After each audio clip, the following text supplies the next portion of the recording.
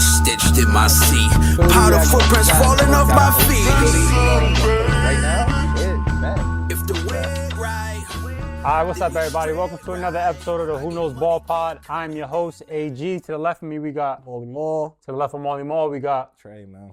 First, we do want to kick this off with, I do want to say my condolences to Marshawn Nealon, who tragically took his life last week. Condolences to his family and friends. If you are going through something, somebody out there, make sure that you do talk to somebody. Mental health is real, so we just want to start off our show paying our respects. Now, to kick off the show, we are going to jump into our Week 10 recap. You know, we start with the winners. My boy Trey had a good win, and Baltimore had a good win. Which one of y'all want to kick it off? I'll do it because mine's going to be short and sweet this week, man. Beat the Pittsburgh Steelers 25-10, prime time.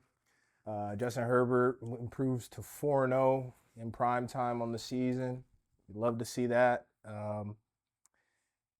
Defense, belt. It was just a great defensive showing.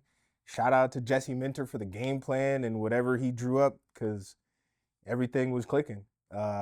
Everybody was balling. Literally everybody was balling. I don't have a bad thing to say about any defensive player this week. I mean, hats off to the boys this week. Couple sacks, a safety, picks. Like we were doing whatever we wanted. A fumbled punt, a muff punt. So on that side of the ball, everything was really going our way. And then we started out slow offensively in the first half.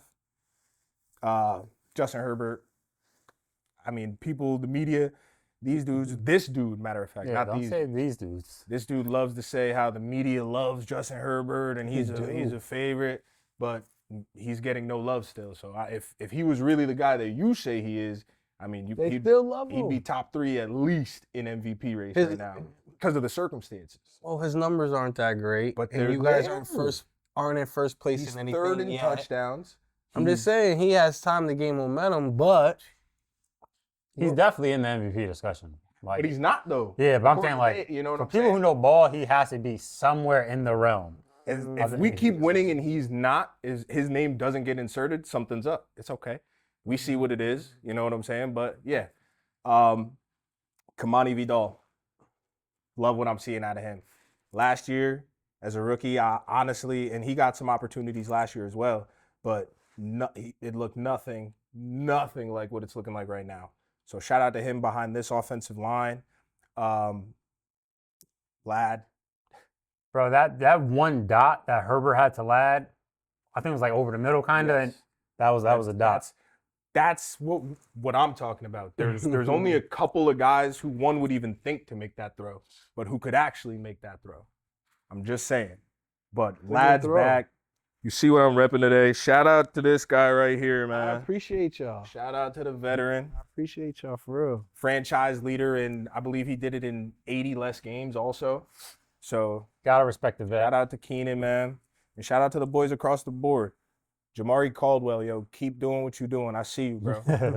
You held Aaron Rodgers to the worst game of his career. It was the second lowest completion percentage, third lowest yards per pass, and his lowest passer rating. At one point, it was a 19.5. That's insane. Get well soon, Dill, yo. It was, whew. Did not see what I thought I would see from the Steelers. I expected way more from that defensive line going against your offensive line. Yes. Did not see. Pipkins held his own against Watt. Like, Watt couldn't get nothing on that end. What I've been seeing on Steelers Twitter is a lot of people are saying Watt this year has been not showing up more than he's showing up. So. Yeah. And I believe that. We've been saying that up here too. Like, he hasn't been playing to that contract. Nah. That was more of a loyalty contract that we saw. But he hasn't been playing up to it like as you would But I expect. think he did have a sack though. He did. Okay, so Yeah, but he didn't change the game. You're Bro. right, Like, it's right. Watt. Yeah, I'm that's saying, not like, not his usual impact. I think they got to play Nick Herbig more, bro. Almost every time he has a splash play, and I really like Herbig a lot. don't But listen yeah. to him. Oh, Don't listen to him. Keep playing Watt. I like what Watt's doing. But also shout out to the Chargers defense in their 3-game winning streak: 12 sacks, 4 takeaways, 6 for 32 third down conversion. And That's so that's after getting put in the sky by the Colts. yeah. So this is what you love to see from a team when you get your ass blasted. Pause. Whew. Yeah, but that's what happened. That's what happened. Huh? Damn. Hit it right. You feel me? I feel you, dog. Pause again. But yeah, shout out to y'all for that win, bro. That is a good win by y'all. Herbert stepped up heavily. We expected a lot more from the defensive line. Herbert was able to evade a lot of that. So it's a great win. Now we're jumping to the Baltimore Ravens with a good win, defeating the Minnesota Vikings. You know, it's nothing to get excited about. We, took a road trip, handled business, got back on a plane, and went home. I mean, for all it's worth, the defense came and showed out again. Malachi Starks with another interception in back-to-back weeks. So shout out to him. It looks like he's starting to form into the first-round pick that we thought he could be. I just want to shout out our defensive coordinator, Do your thing. the way the season started and the way he's turned it around after the bye and just dialed in. After the bye, I think we're 8 turnovers to 5 touchdowns allowed in the last 3 games. So he's figured something out. He's moved Kyle closer to the line of scrimmage, making him more of like a joker. You don't know if he's coming. You don't know if he's going on a blitz or back in coverage. So sometimes I hate that it takes this long and it should have already been addressed going into the season, but, we're here now. Offensively, I was say Draymond Jones just on the defensive end. That was a good pickup. Yeah, he was showing up. yeah, no, he definitely came to play. Mike Green too. Had a couple pressures. Mike Green had a couple tackle for loss, I believe so, and a some couple pressures. He killed Darrisaw on the left tackle. So yeah, collectively as a group, we've been gelling. Our communication has been better. We don't really give up the big plays. Now those big plays people are looking for the last couple of weeks are turning into interceptions when you're throwing deep on us. So that's a good sight to see. And we got our foot in the right direction. Listen, we 4-5, 1 out of the division lead.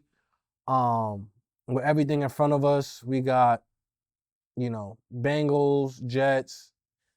So we could rally off some wins. We just got to still just play complimentary football. Turnover-free football. These last 3 games, we have no turnovers, so those result in wins. Lamar Jackson didn't have, a big game. He threw for a touchdown.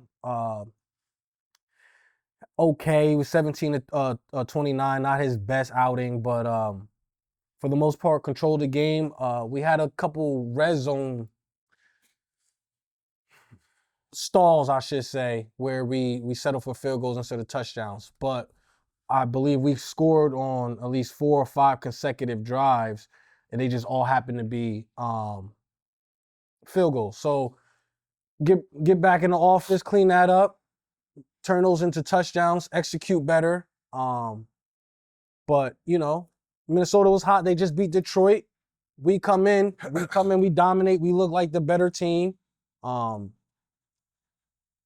So I like where we at, and we just quiet. We still in the back. We not gonna go crazy. You know what is crazy? How Pitt took their foot off the gas and let y'all come back like this stuff. This is what they do. Like this is insane. This is what they do. They had that shit. They can't sustain it for that long. And for them, before it was their defense, now it's their offense. Yeah. Aaron Rodgers looked really, really bad. Really old. I'll put a lot of that on Aaron Rodgers for that game, bro. He was off. He was missing. Yeah, he was missing. He was throwing so high on receivers. We were giving up props. 17 games is a long. It's a marathon, not a sprint. Wear on your body, especially if he was taking the hits that we saw he was taking. Yeah, Bud Dupree was on his. Who was that? Perryman also? Was that? Yeah. Bro, Perryman was hitting. On that sack. The safety. Yeah. Mac got him. Mac was in there, yeah, bro. So we're trending up. They're trending down. Yeah. And I love it. We're just gonna say, listen, play consistent football. Don't get too high, don't get too low, and have each other back and just execute. All we gotta do is execute. If you look at the games we lose and the games that we win, it's like we're our own worst enemy, literally. Like we fuck it up. And if we clean that up and we don't put the ball on the ground and we don't put the ball in harm's way, and we run our offense, it's either going to result in 3 or it's either result in 7. Usually 7. Lamar Jackson's come back and he's averaged 27.5 points a game. After the first 3 games, he averaged, I believe, 32 points a game. So we score. You scoring the ball? We score. Yeah. We just need the defense to complement us, and they've been complimenting us lately. And we'll be where we need to be. Like you said about your boy Starks, over the past 2 games, 2 receptions for 10 yards allowed. Yeah. 2 picks and a 16.7 passer rating allowed. And sometimes you just That's need, what you wanna you see. don't know when it's gonna click. You don't know when it's gonna happen. You just think that when somebody comes into your building, you could develop them and move them along as fast as possible. And sometimes it takes players the first game. Sometimes it takes half a season. Sometimes it's the next season, and you know how it goes on, so forth and so on. But he's showing up. He's showing that he's worth the first round pick right now. And if he's playing like this in the back end, and you decide that you want to, try to threaten us deep, then you're gonna have something to pay back there. So Definitely got something to pay. Other side of the ball, JJ McCarthy, bro. I don't think that he is. that's 9. Yeah, Mr. 9. Like, what he wants to call himself, like, He's the white Anthony Richardson, bro. Like, no joke, no joke, bro. Like, they have been because like I follow like high school recruiting and all that stuff. Like, they've been trying to prop him up since IMG and all this. He goes to Michigan, and as a passer, like, he's a great athlete. He can run and do all that stuff. But like, as a passer, it's just never been there. just trying to force it, At too. Michigan, like, he was never some elite passer, bro. They always had a great running game when they were good. Yeah. When they won that national championship, they were running the ball 30 times a game. Like, he's never, ever really been that guy. So, like, I don't understand how when you've never been that guy, dudes, even at the highest level, try and be like, nope, like, we can. Yeah, we can mold him to the QB we want. Yeah. Insane. I love it for the league, especially when you have a quarterback that our teams have, because they keep putting these type of players in the league, and we get to play against these type of players, and usually, come out with a W. So Humble him. Yeah, maybe like we always say, bro. Plus, maybe he his can develop. development isn't done. Yeah, you know what I'm saying? And, But everyone looks. I know for Minnesota, they're like, how do you let Daniel Jones out the and Darnold. out the office? How do you let Darnold out? And it's just like, because they thought JJ could become something. But we got to understand, Daniel Jones, he is, I don't know how many, almost 5-6 years he's been in the league, maybe a little. Like, he is a veteran in the league that you had. So he went somewhere else where he was able to strive. That's fine. It took him a long time because he was ass in New York. And then Sam Darnold is your high draft pick journeyman who didn't find it on until late anyway. Yes, he had a good season. You probably should have reconsidered signing him, but at the same time, you don't predict these things to happen. I mean, so what I'm saying for JJ is maybe he's one of those kids who, it just comes on a little later, like a Sam, like a Daniel Jones. At the same time of that, JJ got drafted into a great situation with a great coach, offensive-minded coach. One of the best receiving rooms in the league. One of the best left tackles in the A league. good offensive line, not like a great one, but a solid one. He had Aaron Jones and Jordan Mason. and Jordan Great Mason. two-headed monster. Everybody doesn't TJ adapt to Hawkinson the at tight league, end. though, as A fast great as you would defense. think. Like, I don't know, you know what I'm saying? So The thing with me with when we talk about those players that we see develop is we've seen them in college be passers or pocket passers. they were good. Like, so it's like that's why I have hope. JJ, I don't know. when I seen Lamar develop into more of a passer, he even showed in Louisville that he could sling the rock. Right. Sure. Like, but JJ wasn't doing that in college. But it took him a little while, and there was, and I'm telling about critiques to his 6th, 7th year about the way he could pass the ball. So what I'm saying, and his development has changed, but that's how long it's taken. So what I'm saying to you is the development of a player, like yes, they're ass. When you get them early and you get most of these kids shouldn't be starting. Most of these kids should take a clipboard and learn from veterans like they used to do when we grew up in years prior. You didn't just start right away. You kind of came in, you learned the system, you had your bumps and bruises, you went against the first defense because you were a scout quarterback. You got your ass kicked there. You learned it. You learned the calls and the cadences from the starting quarterback, then the offense, and then when it was your time to go in, you were able to It produce. was probably like Sam Bradford in like, what was that, 2009?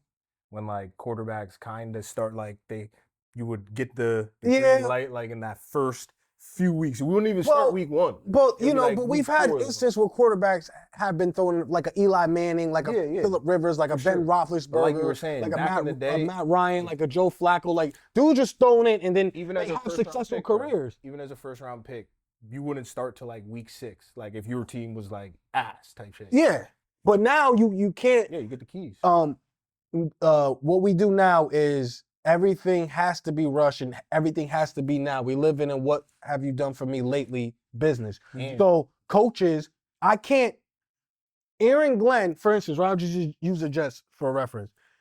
If they get a quarterback next year, he can't wait and sit on that. He has to start because my job is I can't go with somebody else, a veteran, lose because front office, the media, the fans, nobody wants to sit around and wait anymore. We can't just kind of figure this thing out and have this guy come out and be, a good or phenomenal player later on in his career or year 2 or year 3. So Definitely. people are just they're in a tough Definitely position. tough spot. And definitely, like you're saying, like some people have to develop, but then on the other coin of that, some people are just ass and are not going to be starters in this league. And you see the other side of that, some dudes come in nice. Yeah, So right. it's like, But I think a Like- lot of dudes turn out like you. If you ask, you ask. You ask, you ask. But I think the way you see the quarterback turnover in the NFL is because yes, some dudes come in, they're able to develop in the system that they come into good situations, or they're just him. It's just sometimes it happens. Or you get to sit like a Patrick Mahomes. I get to sit for a year. I Love get to got watch to sit. Alex Yeah, Smith, Love got to Jordan. I get to sit. I get to watch for a little Hurts bit. that too. Hurts that. Like so, the certain and then everybody's process is different. How they come along is different. How they read things are different. Some are faster than others, and I just think certain players take time. Certain players will never have it. Yeah. That's the thing. That's true. So, but I think you do more harm not taking the time to really put into these players instead of just selecting them because we've had selections at high draft picks be those type of players. Yeah. And it's like the pressure's on them to be like that. I think Cam Newton said that. It's like these players come in, you don't get to be a Peyton Manning. Mm-mm. And Peyton Manning was horrible when he came in. Like Facts. you see Anthony Richardson. First of all, he should have never been in a starting position anyway. That boy should have been on ice for 3-4 years. Yep. You get what I'm saying? The only thing Now is his after- confidence shot. Now he may never be the player he could have possibly been if you just took care of him. But the head coach has a job he has to, maintain, right? He has Exactly. to- these head coaches, I get And fired after in 4 2 years, if I'm a quarterback, my agent is trying to read me up for a contract. Yeah. You know what I'm saying? So after 4 years, we want to talk about extension. So it's like, okay, what do we do here? It's just like a real gray area where it's hard to sit them for that long. You got to see what they got. Yeah. I So think that JJ is going to be a pick that we look at that draft class and be like, damn, could have got somebody else. Because there were some people that got picked, Yeah. like even in like the second round. Like, yeah, nah. Yeah, that's a good win though, Molly. Good win. Yeah, I'll y'all take it. climbing back. I'll take it. Not like crazy, but it's a good on the road win. Definitely on the road. Good climb back. Next, we're going to get into the Monday night game that just happened. The Eagles beat the Packers 10-7 in what was not a thrilling Monday night game. Doodoo bowl. Yeah, that was. I It thought was an ass off. Anticlimactic. The first half was an ass off, bro. 0 points scored in the first half, right? I think one of them had 48 yards. The other one had like 30. 30 something. like- yeah. Even defensively, if you're a defensive player, right, or just a minded type person, even this game is like, What are we doing here? it's just, first of all, Green Bay, this should have been a game. I mean, Green Bay's defense is doing everything possible to get the offense to come up and play at their level. I mean, we're holding people to 10, we're holding people to 13, we're holding people to 16. We like what anybody in the NFL, if Dallas had his defense, like anybody in the Oh NFL is my God. asking for this type of defense. And Jordan Love, who's had plenty of time, who's a veteran now, who's been in the playoffs multiple years, I don't see it. I understand the lack of weapons and explosive pieces that you have to create, big or dynamic plays down the field with your offense. Okay, so this is where you scheme something up. You get creative. You go back to the drawing board. You're like, these plays aren't working because I don't have the personnel to work with. So let's how can we figure something else to spark juice into our offense, because it's kind of wild just to see that like you can't score. Like I'm watching an offense where Jordan Love, who a lot of people have high regards for, a running back, and Jacobs, who led the league in rushing when like this is if anything we should score, maybe not win the game, but like we should score some points. Like we have the talent to do it, and I just think that Green Bay is in a space where I don't know if there's a lot of confidence on the offensive side of the ball because For sure. defensively they're doing everything possible to get these games where the offense just needs to be a little. You almost don't have to be like ass. Like you just have to be like It's not ass. like halfway. If you're halfway decent, we win the game. Anything besides ass will win, bro. Halfway decent in a game is like 2 touchdowns. All right, you halfway. You know what I mean? I can't even be that for me. Or get me a touchdown and 2 field goals. Yeah, no, it's just And on the flip side of that, Philly, I don't know. That was a bad showing offensively for them as well. For sure. But they've they're been on struggling. they're on a different circumstance They've though. been Even struggling though all year on that side of the but ball. they came off a bye. Mhm. And you're going into, so you're rested, but you're going into Lambeau Field. You're on the road. They're supposed to play at a certain level when you go Yeah. on the road. So I think the Green Bay Packers defense did that. Jalen just, he didn't have it going. AJ was a non-factor in this game. All season. They kind of contained Barkley. So they had a great defensive, and they've been great on defense all year. So I'm not gonna say like the Eagles they had to, when they needed to hit the plays, they hit them. Jalen Phillips showed up too. I want to say The new The acquisition, pickup showed up. he showed up, Showed up and when heavy. they needed to make the plays offensively, they hit him. So and they left Lambeau with a W. So that's That's 2 back-to-back L's in Lambeau though. Green Bay did that since 2018. They said. they don't got. Aaron Rodgers was a bad man when he played for them. It's not the same. You think you when Green Bay, you think you go from quarterback to quarterback, and at first it looked promising. It looked like, oh damn, we done did it again. But then you see this and you're like, no, I don't remember Aaron Rodgers having like this type of. I don't remember it. Yeah. It's like when you If just, Aaron Rodgers had this defense, he probably would have had 2, 3. and that's all. And he's never had a defense like this. So and he was outscoring motherfuckers too. His points per game all time is at top 10, top 5. So he's a scorer. But when your offense doesn't generate any points, and let's not say, look, Green Bay has a good offensive line. Yep. They're supposed to have a good running game with a good running back, Mhm. and they're supposed to have a good quarterback. Now, their wide receivers are their wide receivers. I understand, even if you look around the league, in certain teams where they don't have the right wide receivers, so, they can't effectively keep up or score. Their wide receivers are like us.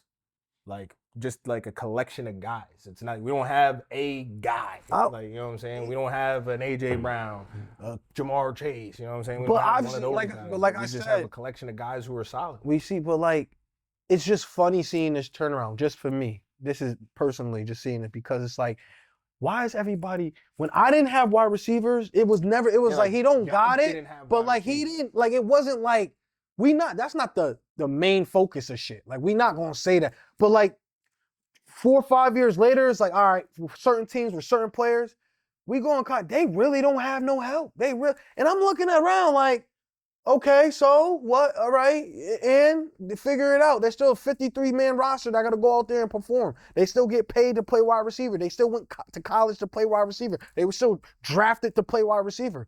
It's not my fault your draft picks don't work out. It's not. I understand you saying a collection of guys, a collection of drafted guys that you thought high of, second round picks, first round picks.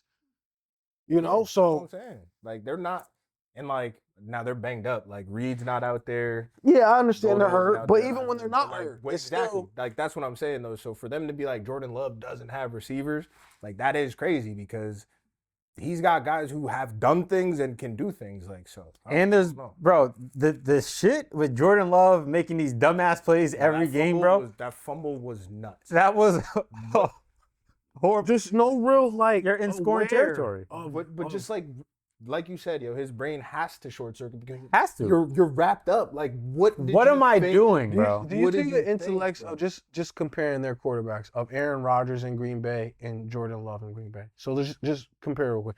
You have this kid that just makes these consistent now, seems like bonehead plays, just what are you doing? Like it should that's not and why do it? And then Aaron Rodgers was somebody Never who turn the would ball over. who would not turn the ball over, but like He overanalyzed everything, bro. make you jump off sides, get Yeah. a fade. Just his intellects of the offensive system and how the defense was just fast and just I have full control and full demand. And then you see another kid who has that he didn't. Why didn't he able? I mean, obviously Aaron is special, but like just to pick up that knack, I feel like I would have been trying to key in on a certain things that Aaron Rodgers was doing and noticing that he doesn't make bonehead plays. He doesn't try to. If he's a sack, it's a sack. If it's not there, it's not there. Aaron Rodgers has no problem dirting the ball. Aaron Rodgers has no problem taking the sack. Aaron Rodgers has no problem not throwing it in harm's way. And Jordan Love is like, I'm going to throw it in harm's way. And, you know, you look at the quarterback before that, Brett Favre, and Brett Favre threw it in harm's way a lot. He did. But he was a gun. Yo, he scored. He scored. He scored with He it. scored. The game would be 34-32. You know what I'm saying? So, I don't know. I think it's up here for him. He just got to get it together. I think that's the third time this season they scored 13 or less and lost each of those games. Yeah, they went from first. They're seventh in the conference now. They're still in the playoff seed, but a couple more losses. They don't figure things out. They got to play Detroit again. I'm not really too familiar with their schedule, but they gotta play us, Everybody, you know? like their division. So and have they to play losing at Bears Lambeau. twice. It sounds like that would be a nice trip for Baltimore to make into Lambeau if they playing like that. So they just got some things to clean up. Jordan Love got to be better. I think he knows he has to be better. He's definitely got to be better. Matt LaFleur, you got to be better on some instances too.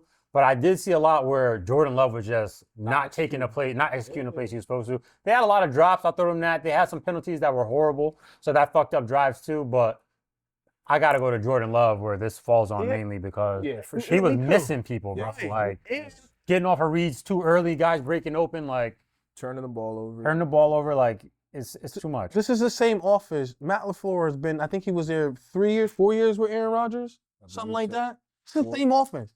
This is the same exact offense. Did they go to NFC Championship? That offense was a think they did. 13 and I think they was like 13-3, 13-3. I think they might have went they might have went like 3 years or something like that. Couple MVPs Like- for Rodgers. Like this is the same offense. That's what I'm saying. So I've seen this offense, you know, Be the highest level. and I don't. What's the difference? Is it just? And then, obviously, you know, you have Devontae that that helps, and he is one of the best in the game. But he didn't have a Josh Jacobs to hand the ball off, give it to him 20, and he's a good running back. He's averaging 4 or 5 yards a carry. So you just have to play your game, know what your strengths are, and let's talk to your coach. Audible at the line. There was a play that we saw where a defensive player knew Last play of the game. knew what play was coming. That was insane. And he's shouting it. And Jordan Love, who's been in the system for 5-6 years, is looking at it like, all right, I'm going to still run this play. Exactly where he just told me we're going to run it at. But then on the flip side of that, people are gonna say that's a bad play call by LaFleur. Like, bro, like Listen, everybody at this level, all the quarterbacks in that 2020 draft class, bro, if any of us were in that situation, if any of them, I should say, they're making that change. They're making the audible, bro. Yeah, like why can't he? You were saying that you Even don't think Jalen he has Hurts. audible responsibilities. You don't think he could? At this point, they all do, bro. At this point, they all do. I would think that he does. Yes, I they mean, all I do. would think that Matt has gave him the abilities to audible at the line. If not, then that's a bigger problem in itself. Because why can't your quarterback that is in year 5 Audible. audible out of a play, who's been sitting with a clipboard where he should know the offense down to a T? He should be able to check and call everything out. Him and Burrow, like there's been no changes to their offense to the guys from that class. Hurts has had some changes, Herbert's had some changes, but Zach Taylor's been calling the plays the whole time for Joe Burrow, and LaFleur has been doing the same for Jordan Love. Yeah, so, you like, can't at be this any point- more comfortable than that. At this point, bro, like what do you know? And they've had success. They've had success. For sure. Jordan Love has Playoff won a trip playoff and game. multiple playoff Burrows trips. has been to the Super Bowl with these Yeah. play callers that, people are starting to, But you there's no problems with the offense with Joe Burrow. Like ever. yeah, right. You know what I mean? So And, there is a defensive problem. But this offense, You know, now we're starting. Now you see what they do is like, all right, we're gonna go look at the head coach. And yes, the head coach should shoulder some of the blame. But goddamn, bro, I'm doing what y'all love me for, what I've been doing, what we've been hot for doing. And this nigga's not executing. Yeah. And y'all mad now? Y'all looking at me like, oh, his play calling, his play calling. Okay, yes, I'll make some adjustments because as a head coach, that's what you got to do. As a play caller, you have to make the adjustments. But I need my quarterback who are paying a lot of fucking money. We're paying him top 5 money. Gotta execute. Niggas is talking about play calling and the nigga is paying top 5 money. You talking about play calling. Nah, the nigga get paid he should be better than a play calling, nigga. Like he should be better than the play. My play calling should have succeeded how great he is based off the contract he has. You just gotta stop doing dumb shit, bro. Change your play or put your team in a better position. His completion percentage and all that, like it looks good. It's there, you know what I'm saying? So it's really like just like the mental aspect. Yeah. Something's got to get figured out down in Green Bay. But that's Eagles a good hard-fought win there. Yeah. Then we're gonna move on to the Denver Broncos beating the Raiders 10-7. Sit up for this, yo. Let Trey start this one off. Yo, Bo Nix, bro, your ass. Like there's just nothing. There's no other way to slice it. You're no joke. I don't know a quarterback more fraudulent like in the recent past than Bo Nix, bro. And now I will say I'm a little biased on this stance because like since Auburn, I've been on the Bo Nix ass train. Mm-hmm. So, but like it's bad. He's only good in the fourth quarter. Like if you look at his numbers 1 through 3 quarter, I will give him that. They are horrendous, bro. His numbers in quarter 1 through 3 are horrendous. Then just in passer rating as a whole, he's 27th in the league for pass rating. Like he's behind Mac Jones, Tua, Spencer Rattler, Carson Wentz, Kyler Murray, Justin Fields. He's behind Justin Fields in a stat. That's insane. Any quarterback stat, bro. What are we talking about? Yeah, that's insane. I mean, the thing is, the reason why he keeps getting this praise is because of his game-winning drives. I get it. Because his team is good. That's what I'm saying. So like, the defense is what propels this team. And they have some weapons offensively, so you know what I mean? Sometimes some splash plays happen. It's like, wow, okay, boom. Because for a while, right, he wasn't connecting on the deep ball. Yeah. This year, he came out hitting home runs to Sutton, Troy Franklin, these boys. It's like, okay, maybe. But no. And I'm happy he's in my division, so. Nah, yeah, I would be a little excited about that too. That is just the Raiders still just disgusting. But like to not belt the Raiders, bro. I get it's a division game and it gets a little spooky sometimes, but like the Raiders right now, like they're chalk, bro. Like they don't know. Like you see Geno and Pickett arguing on the side, like shit, it's not good over there. Yeah, it definitely is not good over there. That game was just ugly though, bro. Yeah. Shout out to the Broncos defense though. Y'all continue carrying that team. Definitely gonna be an issue to mess with for the rest of the year. I thought I saw something too before you start that. Is yes, the Broncos defense is like playing out of their minds in certain areas, but like the quarterbacks they've played, is that playing into that or I mean, I think that always plays into that, but bro, the amount of sacks they have, I can't take it away from them because they're getting through the offensive line. Listen, they're doing their thing. And they're doing this without their team. Quarterback, all that stuff. Like, you're doing this without the defensive player of the year. Yeah. So, like, I'm gonna give them that credit. And the thing is, they were tough last year when they played better quarterbacks. So, like, this is a consistent thing that they've been a defensively good team. So, I can't say that it's only the quarterbacks that they're playing. Like we always say, he plays on the schedule. They got 2 losses now. Yeah, I think they believe they're second in the division. Not first. They're first. They're 8-2 or 7-3. I mean, conference, not division. Yeah, they are. So, listen, Ryan was gonna get you there, bro. The defense is gonna bring you to the promised land, and you just. Bo Nix. I think Bo Nix is, obviously he has to be better. He can't turn the ball over the rate he's been turning it over. Obviously, the defense has been bailing him out, so he's lucky in that aspect. But he's make some fourth quarter comebacks, some last minute drives. To secure the win and put his team in position to win. So you got to tip your hat on that. I mean, when it's not going good and you're still able to, at some point, sometime, squeeze something out at the critical moment, then... Listen, he had a 33-point quarter in the fourth quarter in the NFL. So. I think he has the most fourth quarter touchdowns in the league right now. And that's all good, but the thing is, he puts them into a hole that they don't need to be in. Correct. In the first place. So it's like, all right, I'll win this game when it matters. And I gave him respect on many episodes for it. But, like, when you watch him play quarter 1 through 3, it's like, why are you putting the team in this hole? You And when they lose, know what I'm saying? when they lose, it's been because of Bo Nix, even since last year. Like when they lose, it wasn't because of the defense. Yeah. So I just think what they should do is, take the ball out of his hands a little more. Run the ball, be more consistent in running with Dobbins. they have one of the best lines. So You know what I mean? Just first down, second and short, third and short. You got know. Harvey too running the ball. You got two good guys. running backs. And bring Bo off play action, out the pocket, get him comfortable, get him, moving where he can see the field and just simplify the game for him so you can maximize what he can give you. So you're not making him overly think or rush or make a stupid or boneheaded pass down the field. I think Sean Payton needs to just condense the offense a little bit, put it on somebody else's shoulders, put it on our run game, and just ask Bo Nix to make the plays when he's asked upon. That's it.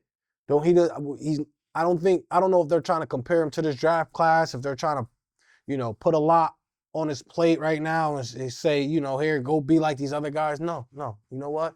I've seen you the last couple of games. The offense isn't really clicking. We're going to go in another direction. We're going to run the ball. You're going to do more play action, out the pocket rollouts, find where you're comfortable, and, just don't put the ball in harm's way. And then let our defense do what they do. Because if they're going to play like this, all we got to do is not turn the ball over, and we're usually going to be in a good position at the end of the game. Exactly. So facts. Makes sense. Yeah. All right, so that's a good win though by the Broncos, division win. Then we're gonna move on to the Colts beating the Falcons in overtime, 31-25. I think Jonathan Taylor has propelled himself Oh yeah, no, he's seriously in the talk. to that top. Like Yeah, he's no, up he's there at the top of the seriously- list with a couple people. 244 yards on the ground, 3 tuds.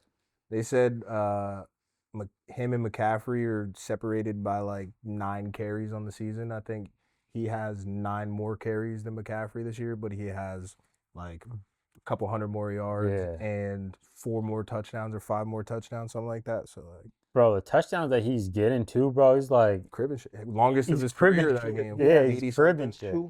244 yards. This is, I think, his 3rd or 4th game with 3 touchdowns in the game, which is it's just crazy. It's like quarterback number. He's running for what quarterbacks are throwing for. So the boy's he's out of his mind.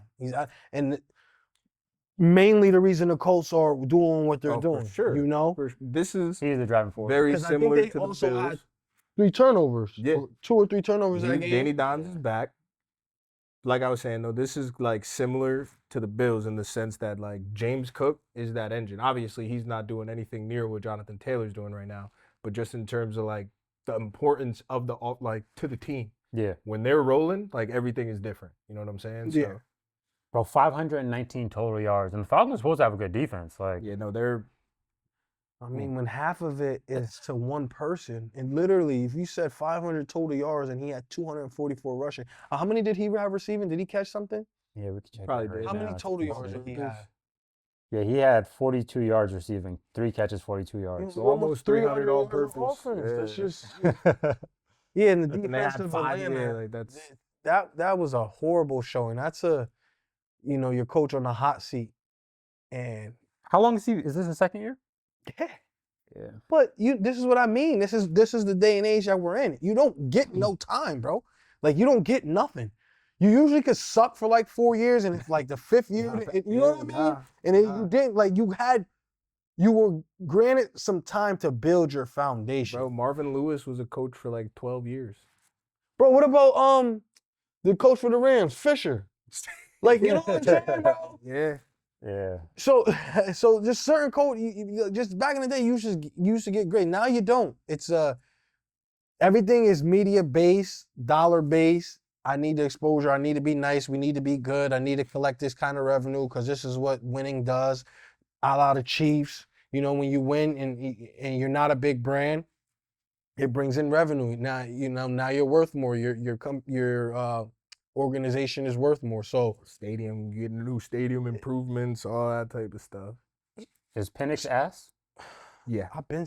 12 for 28, Yeah. He didn't. 177 yards. Yeah, he didn't wow you with nothing, but he hasn't wowed you yet. I don't understand. His last game, I think he had 3. Which they lost as well, which he played all right, but he had 3 touchdowns, no interceptions, but they were all like jump balls. Them jump balls to Drake London. Yeah, it's like you're not like. Where's the pizzazz that I've Penix, seen? though, he hasn't always been asked though. Like he was a dude. He was good at Indiana before he transferred to Washington and got hurt. About He got hurt. college. But nah, but I'm saying though. Yeah, like, I mean, is he asking? So like that's why. Yes, he is. But I'm saying though, he's a guy who you could hold out hope for. But You want to know it why he goes back because he's lefty. They hasn't. Like I said, Kellen Moore.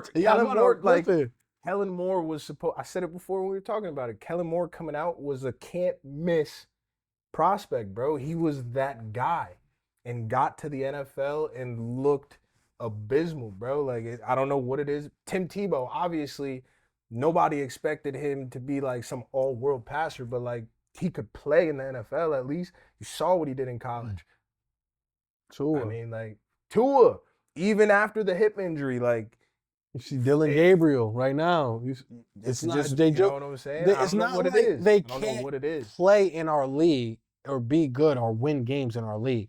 They just can't be the best players in our league. The guy, yeah, like or You've the never, top you know echelon. what I'm saying? Like, I don't you've know. never seen a left-handed player and say, yo, that's the best player in the league as a quarterback. Yeah, maybe Steve Young, like back in the '90s. I like, don't but even since think he then- was the best player in the league, best Nah. quarterback in the league. I mean, you could put it up there with him, but at that time, but in the 90s, yeah, he had to. He was up there for sure. He definitely was up there. Like '93, he's Yeah. definitely up there. But yeah, yeah, That's- okay. Nah, but I don't know what it is. That's a about long lefties, time bro. ago, though. About 30-something 32 years ago, y'all years. talking about. And that's one man y'all talking about.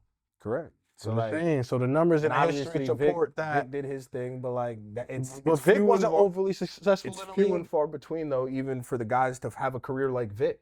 You know what I'm saying? But Like, Vic wasn't a great quarterback in the league either. nah, This is what I'm trying to when explain he went to to Philly, you. he got right. No, he didn't. Yes, he did. Bro, Vic has never thrown for more than 30 touchdowns in a season Yes. ever. All right, but he was. And putting he's up never 20 thrown for 4,000 yards ever. Yeah, So what do we Right. talk? So but what I'm saying to you, that's solid though. He was solid as a passer. Like he could play. He could start the whole season and like y'all are. he in had games one. You scoring. make that. He had, I think, maybe 2 good years in Philly. Philly, I think it was maybe yeah. 1 good That's year, it. one and a half. And we Yeah, hold that like he. had a he went Pro Bowl. 8-3, He then had a 7-6. Pro Bowl season, and Like, he he only had a- played 12 games and 13, but he had a Pro Bowl season. I think he was Offensive Player of the Year, and he's second in Offensive Player of the Year, but Comeback Player of the Year he won. Look at this now. Look at his offensive numbers passing. 3,300 with 18 TDs, 14 interceptions. Go to his. Oh, is this all from his year? It's every- So here we go. Touchdown passes for Michael Vick, left-handed quarterback. We go 2-16. Oh, my bad. Well, I don't know why I did that. Get back to that. Oh my God, I fucked it up. All right, we're back. We go passing touchdowns. We go 2, 16, 4, 14, 15, 20. One. But at that time though, he was What also. we getting hear? So that 1,000 on year the of ground. Philly that you talking about, that we talking about, he gave us the back-to-back passing years in Philly as his left-handed quarterback. You talking about that you remember from Michael Vick that was so Yeah. iconic in your brain. He threw 21 touchdowns that year. That was iconic for you, which is cool. I understand that. Then you said we followed up. Well, he had 2 years in Philly, and then the following year after he threw that grand total of 21 touchdowns, That he 21 said, in "I'm gonna give you 2010 though. 18 after that." In 2010, bro, that 21 was probably like 11th best. Because dudes wasn't throwing 35 in 2010. Okay, but my point being is that we've never really seen in our lifetime where a quarterback He's giving you 600 plus on the who's ground. left-handed has any success in our NFL. I'm sorry. I agree wish with it you. was I different. agree with you. I'm I I'm wish there. I wish it I was agree. different, I but don't it's know what not. it is. And it's I don't almost know what it like is. if you look at if you want to turn sports real quick, the NBA. Yes, we know there's been great left-handed players, but most of the time, if you look at the best players of all time, they're all right-handed players. Nah, they are, but basketball is They way are. different. But I'm just Basketball is way saying, different. but if Basketball you- is way but if different you because look- there's mad tough But if guys. you look at football, the best quarterbacks of all times are all right-handed players. Sure. What- And like it's hard to even find left-handed guys. So who I would had never real even. success. I don't give a I would damn agree. how good of a prospect he is. Because Michael Vick was one when he came out of Virginia Tech. The guy- He was just Who like you can't can't miss. miss him. You got to get him. Facts. I would never draft a left-handed quarterback. I don't give a damn what they saying about him. It just doesn't. I mean, okay, maybe one comes out but I doubt it. Yeah. I really, really doubt it. Like he'll be that like the one Michael Vick or that That one form is Steve so Young. Like, ugly. it's That just- shit is ugly. Definitely ugly. But hey, good win to the Colts in overtime. Facts. Jonathan Taylor propelling up that Sweet MVP boy. chart for sure. Then we're gonna move on to the Saints beating the Panthers 17-7. Another ugly game. Rookie's first win. He's the first. 2 touchdowns, no interceptions. Yo, he's the first He Saints rookie quarterback to win a game since 1988. That's freaky. So I know they celebrating it, and as they should, because that is a long time That's and a tough, long bro. feat for any player. But Carolina, how do you? I don't understand Carolina, Yeah, nah. and I'm starting to understand Carolina. If that makes sense, you Yeah. understand? Because Bryce Young isn't good. He isn't. This is your boy, Alabama. He just isn't Free good. him. You gotta free Or- him, yo.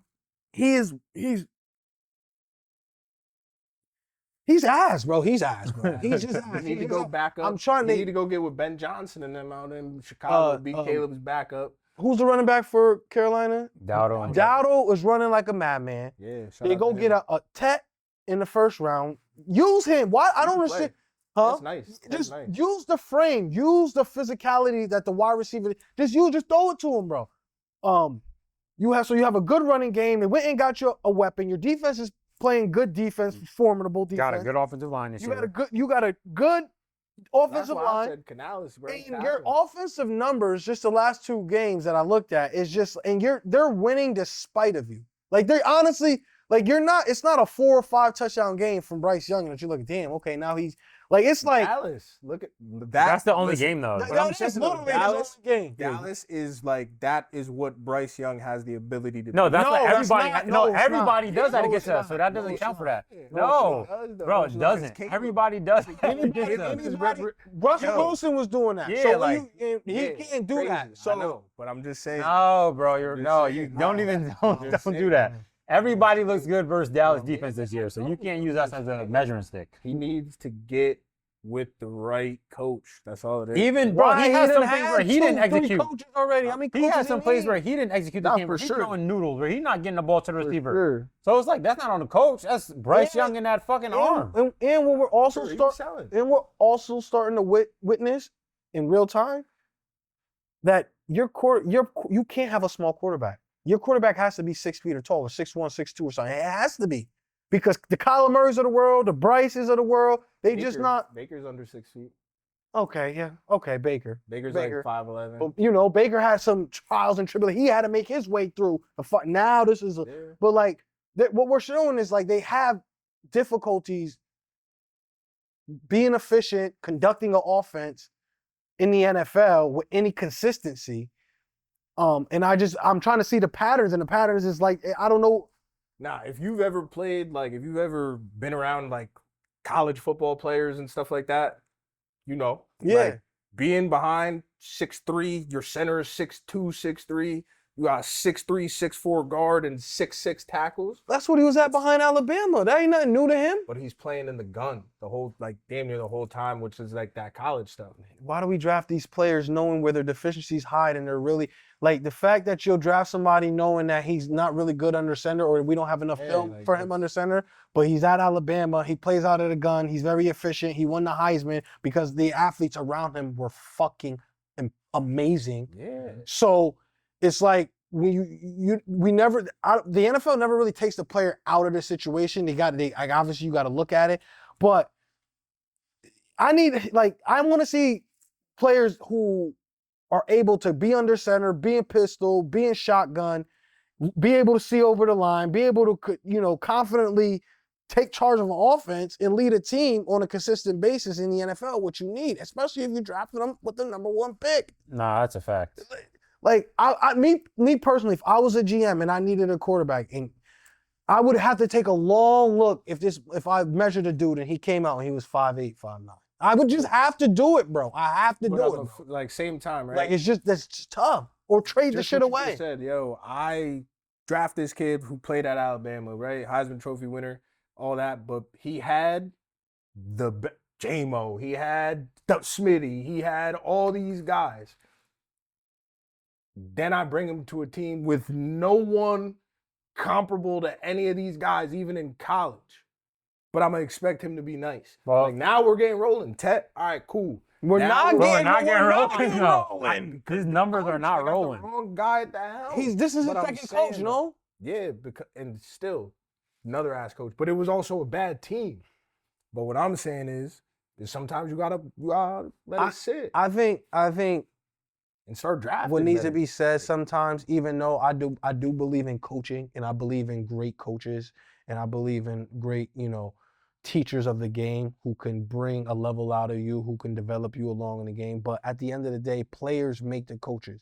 You feed the coaches feed you what you want them to do. The players have to take in what you feed them, 50-50. then 50-50 analyze on it that, out, bro. and then be able to perform it.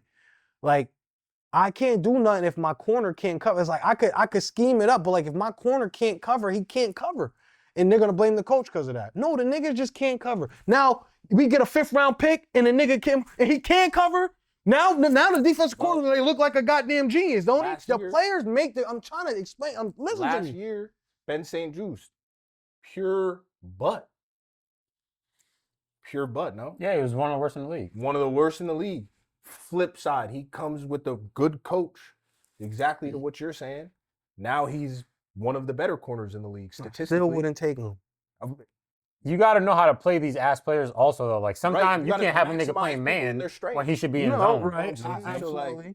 No, definitely. But like at the end of the day, the players got to come out and Do their job. And For sure. For But sure. sometimes the job that the said player is being asked to be performed by the coach is the wrong thing. yeah. Yeah. You know what I'm saying? So Nah, for sure. But yeah, that's a good win by the Saints. Rookie QB getting their first win. shout Like out to the see it. Saints. Y'all Y'all should have gave us Alvin Kamara too. Wasting my boy. don't need him. Then we got the Bears defeating the Giants. Another comeback win for the Bears. And this Johnson, game bro. cost somebody their job. Ben Johnson effect already Which, showing its face because last year the Bears were not winning that game. yeah, at all. So That's a good. that's like I believe their second or third fourth quarter comeback this year. Yeah, Caleb is actually leading them this year. Yeah. So, In those. But I Ben Johnson. do want to show, just before we go on, Dabble, his record by season, bro. Not good. 2022, 7-2, 23, 2-7, 24, 2-7, 25, 2-7. The record through 9 games. It's just, and now it's since it was 10 games now it's 2-8. Just not good. That's not going to cut it. So I definitely understand why they got rid of Dabble. I would like to see another coach come in and see what they could do, trying to build around Dart, because I don't think Dabble was the answer. I think his time ran up. Take him in LA, man. Listen, what is I that? think what kind of quarterback 4 years? coach is he? Offensive coordinator. Like he got hired because he was Josh's Yeah, OC when Josh really started to take off. yeah, yeah. I definitely understand the move on for sure, though. Something for had to sure, be done. For sure. Um, You can't go 2-7 3 years in a row. And one of those 2-7s was when they still had Saquon, I believe, too, his last season there.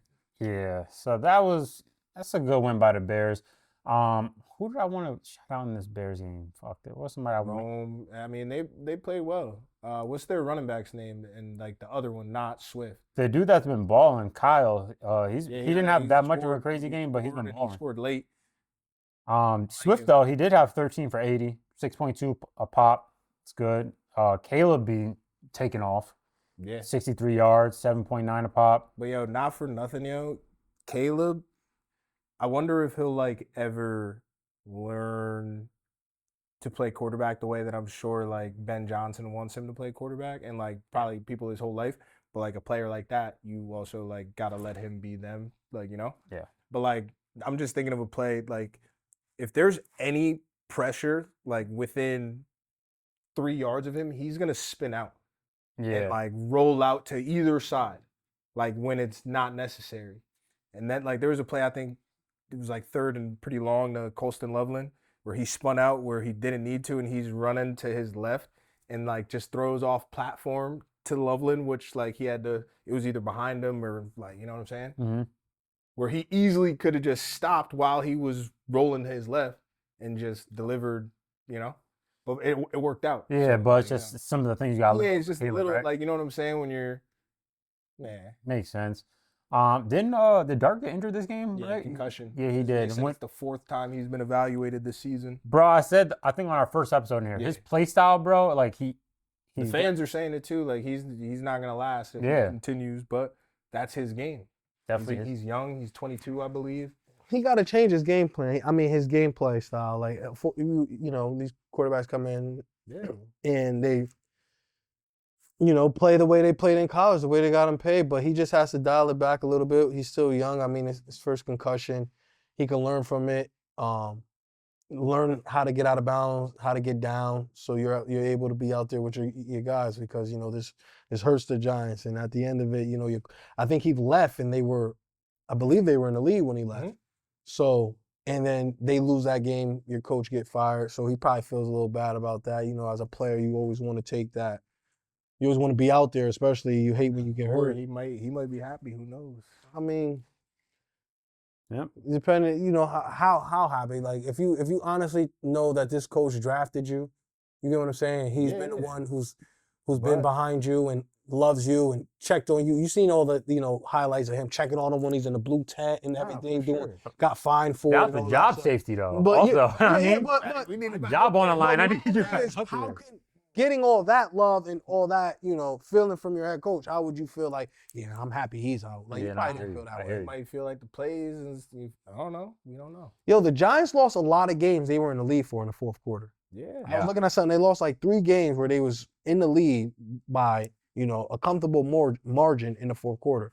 And, you know, I think it was 10 on Sunday. Yeah, 9 they- or 10. yeah, and then they, you know, they lost the game. So sometimes it comes with the business. They had to make a change. But you know, shout out Chicago for finding a way to fight back. Bears are rolling. They're 6-3. Ben Johnson, man. I wish. Bro. They looking like a little threat to jump They- into the Wild card spot. wild card. Oh shit, or even, you know.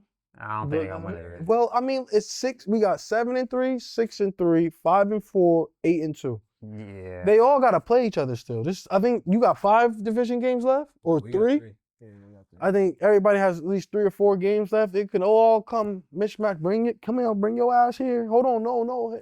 And then you gotta You beat still the gotta good win teams those. Yeah, you gotta win outside those. of the division as Yeah, well. yeah. So I don't know who schedules harder, who has to play the better winning teams outside of that division schedule.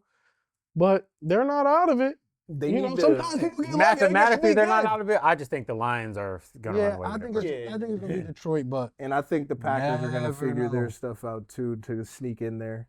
Yeah, we'll see what happens. Good win though, Bears. Now we're gonna move on to the Dolphins beating the Bills, 30-13. Josh Allen let us down. Hand up here. I traded Jalen Waddle in fantasy Oh, did you? because I thought That's not a I good thought he one. was chalked. Yeah, a couple weeks ago I thought it was all chalked over there, it's not.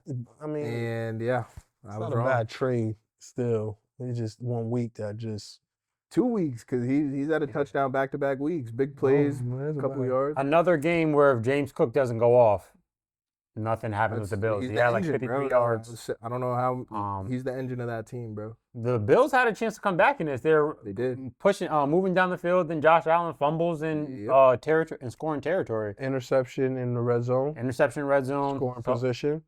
those MVP odds definitely took a hit.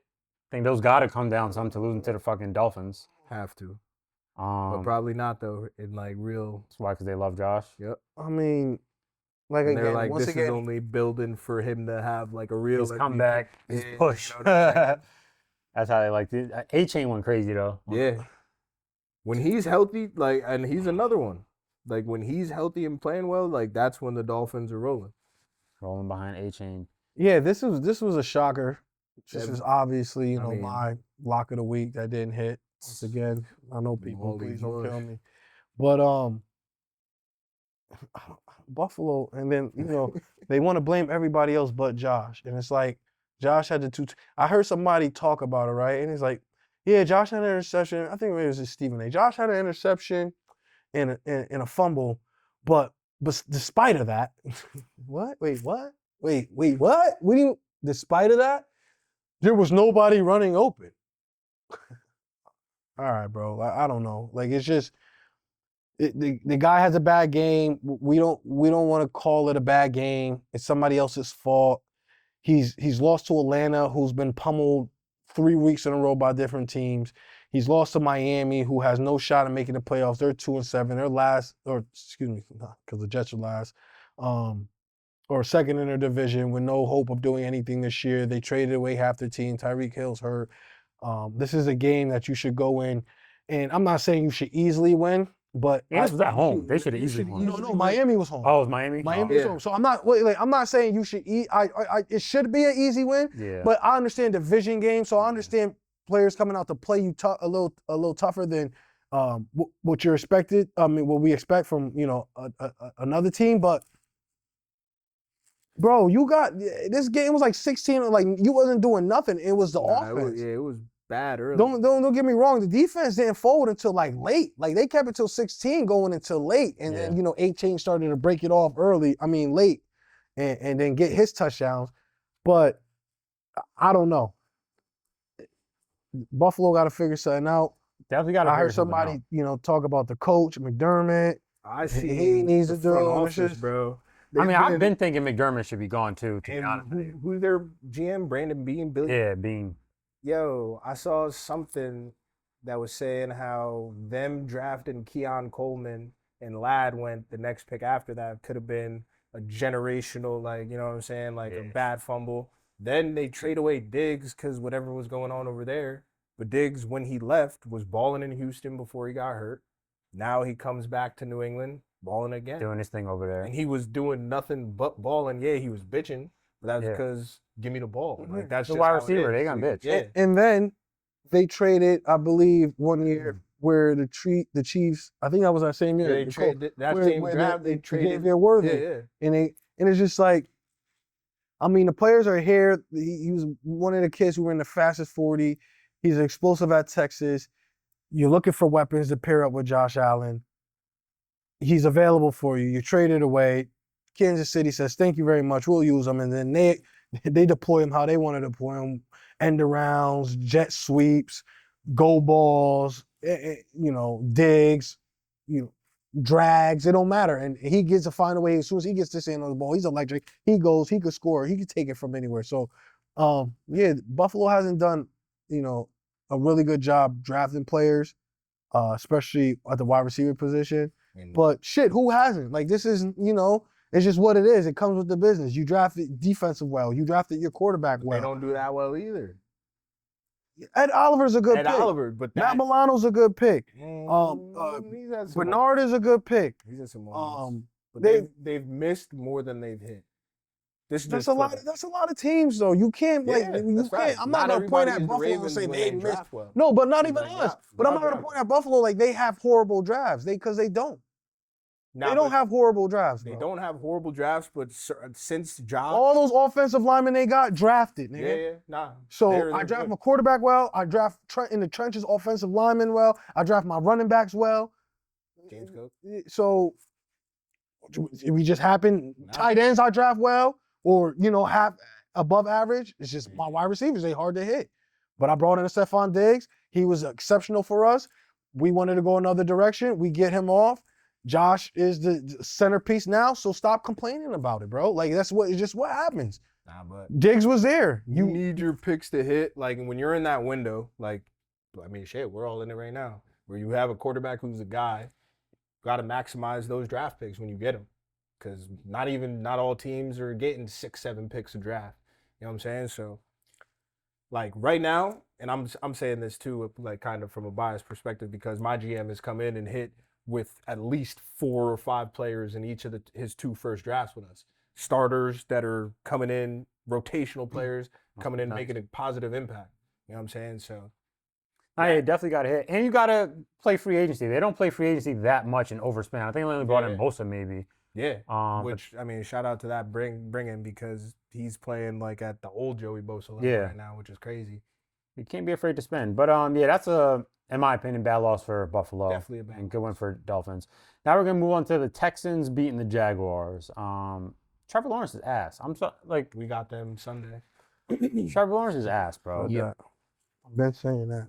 He's ass. 19-point fourth quarter deficit. Like niggas losing to Davis Mills now. Like, Davis Mills, bro.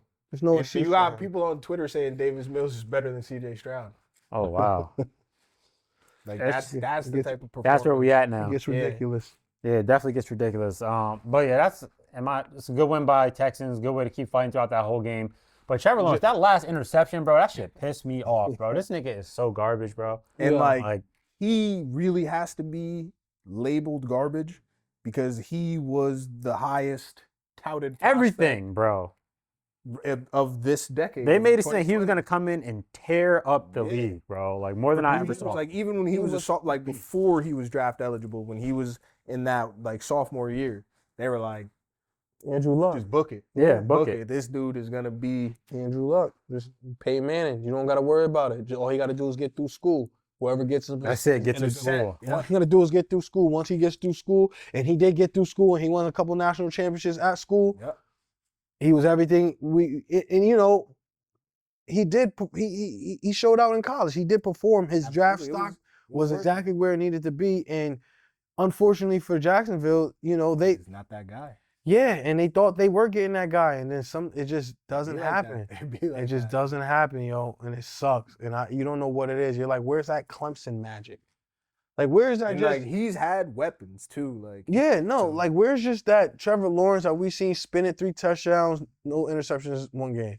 Then the next game he has another 4 touchdowns, no interception. Then he's had, you know what I'm saying? It's just you just don't see it. And Don't see it. he has weapons. He has a running back. He has tight ends. He has. I mean, they literally had to tell us. They're literally trying to tell us that Brian Thomas is something wrong with him, or he's having a sophomore year slump, or he's not what we think it is. And then we realize, right, his numbers last year and who he got him with. He didn't get him with Trevor it was Lawrence. Mac Jones. Yeah, you're right. He didn't get him. You know what I mean? He didn't get him with a quarterback who It was Mac Jones. understands and gets the balls out of his Good hands point. and can run an offense and go to San Fran and run an offense over there with the quarterback. He didn't get that. I got Trevor Lawrence back. I got the inconsistency. I got to get my first coach fired. I got to get my second coach fired. Super Bowl. I got to get my GM fired. I got that's the quarterback I have and I got to deal with. And what's his name? Cohen? Yeah. Say right now, whatever the date is, he'll be out in He'll 2 be out years. soon? He'll be out Nah, in 2 years. I think Trevor's gonna be out. And like if you The coach should be out before Trevor. They'll probably bring in one more. They have too much money. They have too much money geared to him. They're always gonna side with the player, especially where he was drafted and who he was supposed to be. They're just a little low. We're gonna little bit, I hear you. a little bit, and But I think that they think that Cohen is like a Sean McVay, like Shanahan, a young mind that's like. So I think I'm telling you, and two, like you could see it in the pressures. I don't think that Trevor, like, especially if things continue in the direction they're headed right now, I don't know if Trevor's gonna be in Jacksonville too much longer. 13 it's for like- 23. It's the same thing with Kyler Murray, bro. Like That shit Kyler is- Murray is owed mad bread on his deal for like years to come, but he's about to be packed this offseason. So Yeah, now that was Gannon might be you gotta packed. find a suitor though. Somebody willing to pay that salary. Somebody Yeah. willing to And take there's that in. the Which probably Vikings be- are about to be a suitor. Pittsburgh Steelers or somebody. You're right, but there's a couple teams out there that are essentially a quarterback away. Jets. You know what I'm saying? Yeah, that's a huge loss. Huge comeback for the Texans too. Shout out to them. Then we got the Patriots beating the Buccaneers. It's a good win, That's Vrabel. a and them. great yo. This was a good. This I was a don't good shout out game. again, bro. That's a good win, bro. Finally giving Henderson the ball, bro. You give Henderson the ball, good things are gonna happen. I don't He's know why they was electric. playing with him in the beginning of the year, like Electric, bro. trying to make a example out of him. But Because Vrabel old school, he wants you to earn it. And he Yep, wants you to yep. work up your ladder and all that other shit. But, sometimes people just need an opportunity, and Henderson was able to capitalize on his opportunity. Drake May had an all right game. Like yeah, it all right, wasn't. man. It wasn't too crazy, but he once again got an end zone. Once again, led 4 scoring drives, put up 28, close to 30 points. His defense, stay solid, and it says New England scored every quarter, especially that touchdown before half to Diggs on I think it was 4th down. That was Yeah. pretty. Like you got to have that. That was And pretty. Drake May was able to, hit on his clutch gene, hit it, get the points before half, and then kind of put them in a comfortable position where they had a little bit of cushion, and we could kind of just run our offense, do our thing, and try to execute. and get out of Tampa with a dub, which they did. So you got to shout out to Drake May, Henderson, and Vrabel for what do you call them? NFC South champs. They did the round robin. They Yep. beat all the NFC South opponents. Oh, they did. They just finished that up. Yeah. Mhm. So they're 8-2. I think they're second in the conference. They're leading their division. 8-2. Who Now they're the called 1 that? seed right now. Are they the 1 I'm seed? pretty positive they're the 1 seed. Denver's the 2 seed right now. Wow. I don't Okay. think anybody saw us coming. So shout out to the Patriots for Yeah. real. So, and they keep playing like this. I've seen the next couple of matchups are very favorable. They just have to play, their game. They're not. I don't think they're against any winning teams until later in the year. And Super Bowl may go through Foxborough when it's all said and done. I mean, the path to the Super Bowl may go through Foxborough when it's all said and done if they keep playing at this level. Schedule definitely helps that. Makes No, that no, seem no. possible. The Colts are the 1 seed. Denver's 2. Patriots are 3. Okay, so they're right there. They're all bunched up at the top. Henderson 14, 147, 2 tugs. Like And both of one of the tuds. What was the second one? How long was the it first? doesn't show how long it is. That second one was for sure 40 plus. Yeah. Shout out to them. That's a great win. The Bucks. The Bucks are missing Bucky Irving, bro. Yeah, bro. I drafted him high too. I'm pretty upset about that. But that is a great win for the Patriots. And Emeka Ibuka is special too, bro. Yeah. Love was- Mecca. He's so tough. It's something just totally separate, but Brian Hartline, the Ohio State wide receivers coach, Yeah. it's going to be interesting to see if he's going to go be a head coach or just stay. Is being that the some guy. talk being happening? Bro, that's like. I'm talking talk. about, is it NFL? Head No, coach no, or no. college? College Okay, first. College first. Okay, yeah. But, like he's getting talks about like Penn State, like all these big name jobs. But people are just asking because again, Ohio State's got another class of great receivers Great coming in. receivers.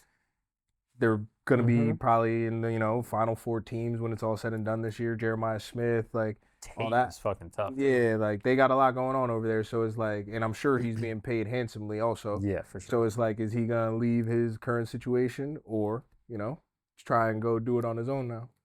We'll see what happens. That'll be interesting to see. But yeah, good win there.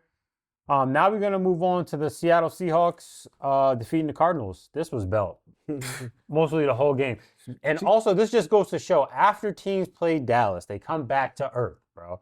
We make people look like world beaters. And then they go play somebody the next week and they look like shit.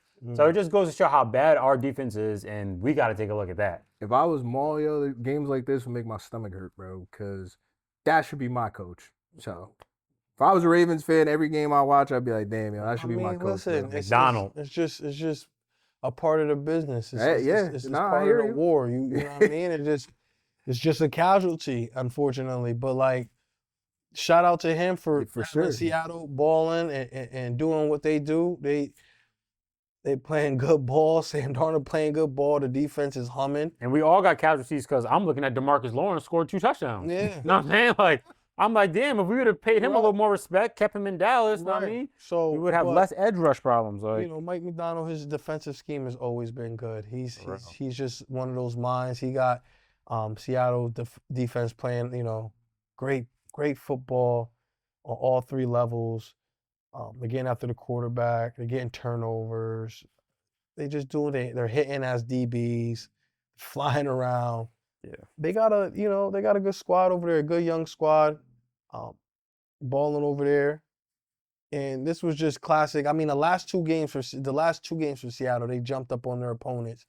I believe 28-0, 30-0, real quick, Yeah. something like that. I think the last one was Washington, maybe. Yeah. So That it was game. something like they that could score in a hurry, bro. in a heartbeat, and they could stop you from scoring. And their defense can get the ball back for their offense. And Sam Darnold is operating offense at an efficient level. He's dotting them up. JSN is the #1 leading receiver in the NFL. Yeah. Who saw? I mean, a lot of things in this year. It's like, who's seen that coming? Who nobody really, saw a lot of these things coming. So, we got to give credit where credit's due. I think Seattle, I think they have 2 losses. They're maybe 1 through 4 with a chance to be the 1 seed, and Super Bowl may go through Seattle. So, yeah, there's a lot of good teams playing good ball and handling business as they should, like the Seattle Seahawks. And if you're a fan of Seattle, I know you're really happy right now, especially with the head coach. Got to be. That's a great win for Seattle. Now we're going to move on to the Rams defeating the 49ers. Matthew Stafford, bro. He's the MVP favorite. Yeah, he's got to be the MVP. He should be the favorite. front runner, and I don't understand. Got to No, be he's the not. favorite right now. He has Just to be names, now. but- He has to be right now. Look at these numbers. Let's check right now. Bro, since week 4, 3 touchdowns, 0 interceptions. 3 touchdowns, 0 interceptions. 1 touchdown, 0 interceptions. 5 touchdowns, 0 interceptions. 4 touchdowns, 0 interceptions. 4 touchdowns, 0 interceptions. Since week 4, he has 20 touchdowns and 0 interceptions. He's got to be the MVP frontrunner. He is, and I don't know why This is that's just good football. That's great just football, bro. great balling right there. Like you can't act like just score the ball. FanDuel, bro. For FanDuel right now, it's a tie between Drake May and Stafford.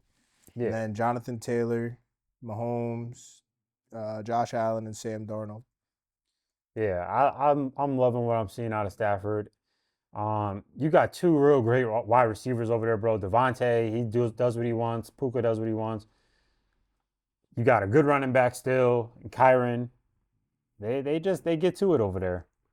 Yeah, Matthew Stafford's turned out the clock, or hasn't. I mean, he's been balling since he's been in the Rams, so he hasn't really turned it back. He's just been consistently doing what he needs to do. It's just now when he's he's winning healthy. because when he was in Detroit, he was in Detroit Yeah. before this new Detroit. So he's been doing this literally forever, but now he's just getting the wins. Yeah. They said that game he just got to 500 for his career. Sheesh. And Mac Jones didn't do bad on the other side. 33 for 39, 300 yards, 3 tuds, 1 pick. Yeah.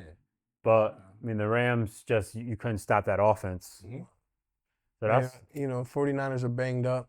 Real banged that up.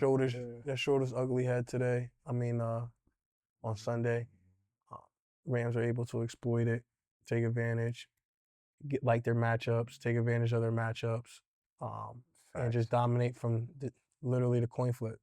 facts. So that is a great win for the Rams, a good division win. Then we're going to move on to the Lions, putting belt to the Commanders. Shout out Jahmyr Gibbs, yo, after 2 trash games. The boy bounced back. I said I needed a Jahmyr Gibbs legacy game, and I got one, so. Yeah, it was just an easy game, honestly. I don't see the Commanders doing much this season for the rest of the year, especially with is Jaden out for the season? Was that No, they said they're not going to put him on IR, but, like, yeah, what are we doing here? I guess I want to have him back at the end of the year, maybe. But yeah, bro, they couldn't stop the rush, couldn't stop Amon Ra. Their run game. Bill Merritt, bro, you sold me, bro. You fooled me. And I don't know if we got to have a conversation about Bill when, like, how the media was propping Bill up. I don't Yeah, know. 11 carries for Might be 30 the yards. First ever NFL plant, yo. I don't know. And Jameson Williams finally showed up too this game. He had a big game, 6 receptions, 119, 1 tud. It was just belt. I like to see Commanders get belt, so because the way that their fans were acting last year after they made the NFC Championship game, like they were here to stay. Like it was their division now. And So- like Jaden got hurt, and he's been pretty much hurt all year. Yeah, But in the games he did play, he did not look like the Jaden from last year. at all. So I don't know. Definitely. So that is an easy win for the Lions. 546 total yards of offense, 320 through the air, 226 on the ground. Good day in the office after. That's a good bounce back win after the loss to Minnesota. Facts. You needed that. Come put up 550 yards of offense, beat up on somebody, make yourself feel good about yourself after a loss, and continue on. Continue on. Then we got the Jets beating the Browns. This was The Browns, no joke, are probably like, I mean, this was just like the two of the worst, because now the Lions are out of this conversation, but like just 2 of the worst organizations in all of sports. Like management, top to bottom. It's bad, bro. it's bad. It's just really bad, like agree. both ways. And what's crazy is both teams have like rosters where they shouldn't be bottom. Like, you know what I'm saying? Like, Well, the that just Jets goes to had. show. That The just Jets, goes the to Jets show. ain't have nobody. You lead in a charge with Justin Fields, you're gonna be bad. Bro, and the Yeah. first 2 Jets possessions was kick return and punt return. Yeah, 2 special teams returns. And then Dylan Gabriel's ass. If you're a Cleveland fan watching this, I don't understand how y'all keep trying him out there. And, maybe he's one of those guys that we talked about earlier needs to develop more, but I don't think he should be starting right now. What I'm seeing is just not good processing on the field. He's short arming a bunch of passes. He's got no arm. Like, He is. Looks like he's got no arm. I just don't like what I see from Dylan Gabriel, and Lefty. he's a lefty too. Yeah. And Stefanski keeps running him out there because I don't know if he's trying to prove that, my guy is going to get it, but I'm just not seeing it. You lose to the Jets, who just sold off their two best defensive players. And I get 2 of those touchdowns were special teams, but that's not you can't be doing this shit. And the Browns are just wasting. Like, the Browns have had a really good defense for like a few years. Yeah. With nothing good to 4 show for years, it. 5 Since years. they traded Baker, nothing to show for it, bro. Nothing to show for it. Shit is ugly over there. That's what happens, bro, when you think that. You smart. Yeah. Yeah. And then you end up in quarterback hell. Then you have who we all think is Shador Sanders is a comparable quarterback who just needs a shot. We want to see him perform. I'm happy that they're not letting him perform. And this is what you got. You got this dumpster fire. I see somebody said they feel bad for Myles Garrett after that 5-sack game he had last week, and I'm like, why you feel bad for him? He getting paid handsomely to be over there. Yeah, he took the bread. That's on him. He took the Instantly, bread, bro. You got what they get that what that contract was that contract was. I'm gonna give you $40 million, and you are gonna be okay with the fact that we suck. Yeah. And he said, let's do it. I'm I gonna mean, that's literally let's do it. Let's Take fucking that do it. generational wealth and just So be ass. I understand, like, even though you understand that in the process of what you're signing yourself into, and then you go into the game and you put shit together and you think that you're going to win and you don't, so then you feel you're frustrated, and I get that emotion of it after. But when he has that emotion after the reporters get out of his face 10 minutes after he just finished the game and he's able to go back home, he's like, oh, I did sign up for this shit. So Yep, that's on him. I love it. It gives us, another incompetent team within the division, which everyone loves. We love an incompetent team within the division, so we could just get easy dubs. So yeah, I hope they keep, trying to figure out what they need to figure out with Dylan Gabriel. We played him this week. And it looked like we being stingy on defense, and Yeah, I'd like to see how we play against this left-handed quarterback. So. Yeah. So hey, good win, Jets. You guys got y'all one You Sunday. just fucked up your draft pick, Jets. you did just fuck up your draft Going pick. the wrong way. You're going backwards. Definitely going backwards. But that is the Week 10 recap. Now we're going to move on to discussing the first half of the 2025 NFL Draft and giving our grades on just how we think that the guys are doing from the round one. So first we're going to start off with Tennessee taking Cam Ward. How you guys? It's an F, but like it's not his fault. Give him an F, straight F. He stinks, but it's not his fault that he stinks. But do you think that was the right pick for them? Yeah, Still? I do. I think he's gonna be. I think give him some time, and like hopefully in that time frame they start to build around him a little bit better. Yeah. But like the team that he was drafted into, not so. Yeah, his performance so far for me, I got to give like a D. Like down there because his performance hasn't been great. I do think he was still the guy they should have got at one. Yeah. It's just you got to build more around Yeah. that team because you have It's nobody not out his there. fault that things aren't going great right now. Yeah, but you. I got him. I give him a D too. Want to give him more of just like an incomplete, just hear because that. it's Yeah, 'cause not, it's you not- know, it's and not it's his hard fault. to, Really got injured. Like, Yeah. really, determine what it is. Bad offensive line.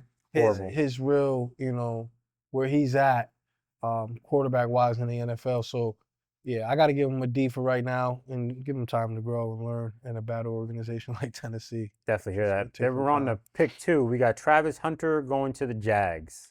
That's like Travis Hunter, F. They just rolled him out for the rest of the season. Credit to you for getting in front of it, saying that this is him playing both sides is not going to work in the NFL. Not gonna work. It's not that he got injured on the field, but he was dealing with injuries because being on the field, and then he hurt himself at practice. Yeah. So it's just you come in, you're trying to rewrite what we do here in the NFL, and then you're not available. You're already undersized. A lot of people feel like you should stick to one position, and then you're not even here at the last 8-7 games for your team to make a playoff push or run when they invested a high draft pick in you. So and all they gave up gotta for give- him too. yeah, like, I gotta give him an F. I got to go on the same vein is that is I don't see Travis Hunter playing one position as worth what they given up for him.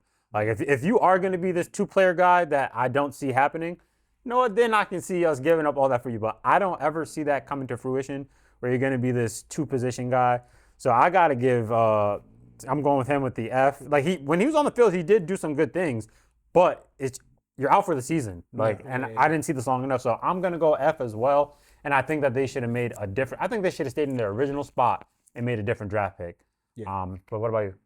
Yeah, it's like another circumstantial F just because he got hurt and like they also weren't using him. In my opinion, they weren't using him properly on both sides of the ball. So whatever.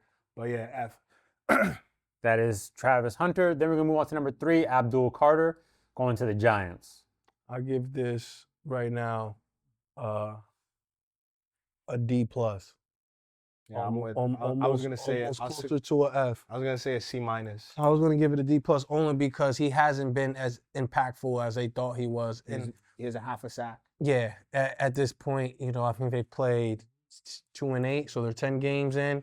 Half a sack is just unacceptable for a number 3 overall pick who had all these intangibles and traits to be like a Michael Parsons and be this next, pass rusher that you have to chip and you have to, account for, and it just hasn't happened. Like obviously, give him time to develop, maybe, to the NFL speed and, get more muscle on his body because he did come in a little undersized as well. But as of today, as of today, I got to give it like a D plus because he's not making. They're 2 and 8. He has no impact whatsoever defensively. And both of our rookies got second-round rookies got more sacks than him. Yes, So Like he's and he's on a better defensive My line. 3rd round D tackle got more sacks than him. Yeah. So he's vastly underperformed for where he's picked at. So I got to give it a D plus. Yeah, I'll go with a D as well. What about you, Trey? Yeah, D. Yeah. Plus. Then we got Will Campbell, picked at 4 to the Patriots.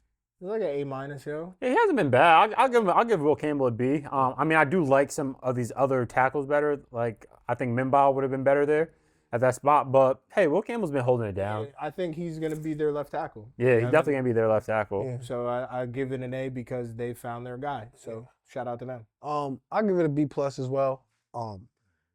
Obviously rookie, lot to deal with coming in, being that left tackle, especially against all these great pass rushers in the league. But he's held his own. Yeah, he's only giving up a couple sacks. Right, and he a lot of people didn't like the pick. Short arm. Short A lot arm. of people didn't like Will Campbell. Wait, I said he was the 3rd best tackle in the class, and he's looking like the 3rd best tackle in the class. But but for their offense, how they're operating, and he's gelling. I mean, obviously he got he has some things to work on and clean up. But for what they got right there, they couldn't.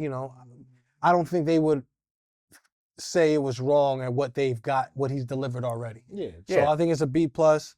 So far halfway through. Yeah, I personally still think that Mimba and Simmons on the Chiefs are better than Will Campbell. I agree. So like I think you could have traded out and got one of those guys or picked one of them. Not Jefferson, not Simmons, mainly because he was hurt. But Mimba definitely could have got at that spot. But hey, good pick for them. I'll still give it a B. Then we're gonna go on to Mason Graham, picked at 5 for the Browns. That's a B plus. I got to go lower than a B plus. So you start off hot. I don't like DT this high. Your defensive line is already pretty good, and I just think that they also probably should have got somebody on that offensive line. So you think it was more of just like a luxury, just add on to it? Yeah. Because he was considered a top 10 pick, right? Mason Graham. Yeah, for sure. He did some good stuff at Michigan. He hasn't really flashed and hasn't really, transferred over to the NFL yet. Nah, he bugging. He started out hot. Yeah, beginning of the season came in hot, but he's fizzled. Cooled off. He's cooled off. Okay, like a ball of fire. Mm-hmm. So, me personally, I'll give him a B. There's a flat B.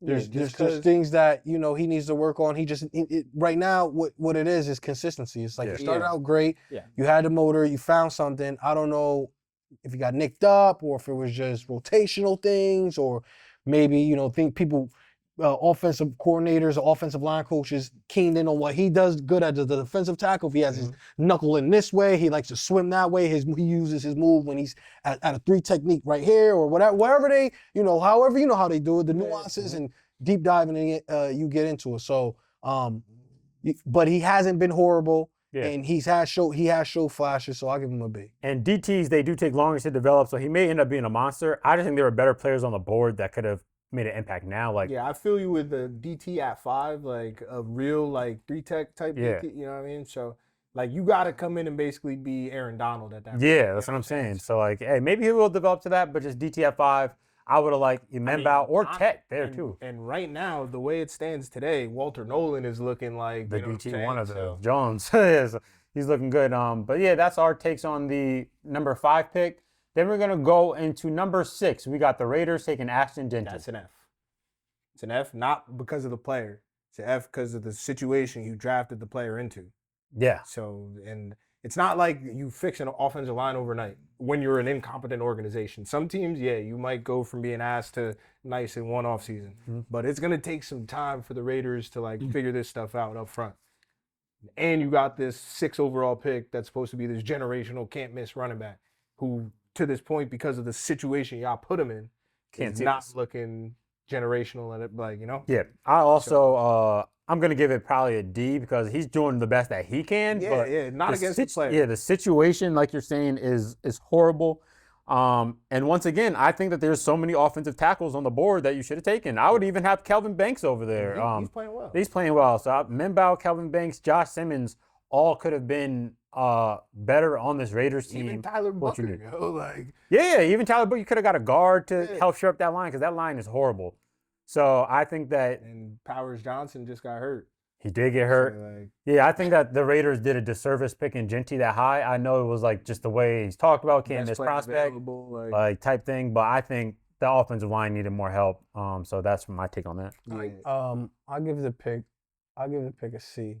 Just only because obviously they could have went in the other direction, but Ashton Jeanty, I mean, he hasn't done anything special or spectacular now, but he still is on pace to rush for 1,000 yards now. And you do see the like reasons of why they drafted Yeah, him. With, yeah, like, he the takes yardage flashes. and Right. impact and all So that stuff. like, I'm looking at him and I'm like, if he can have a comparable offensive line or running mate in the backfield that you have to just be worried about, he can really look like how he needs to look. But when your offensive line is bad, your quarterback those interceptions, all we got to do is stop the run and everything, and then Yeah, everything that's what I'm else saying. It's not against offensively the for player. for the Raiders will unravel.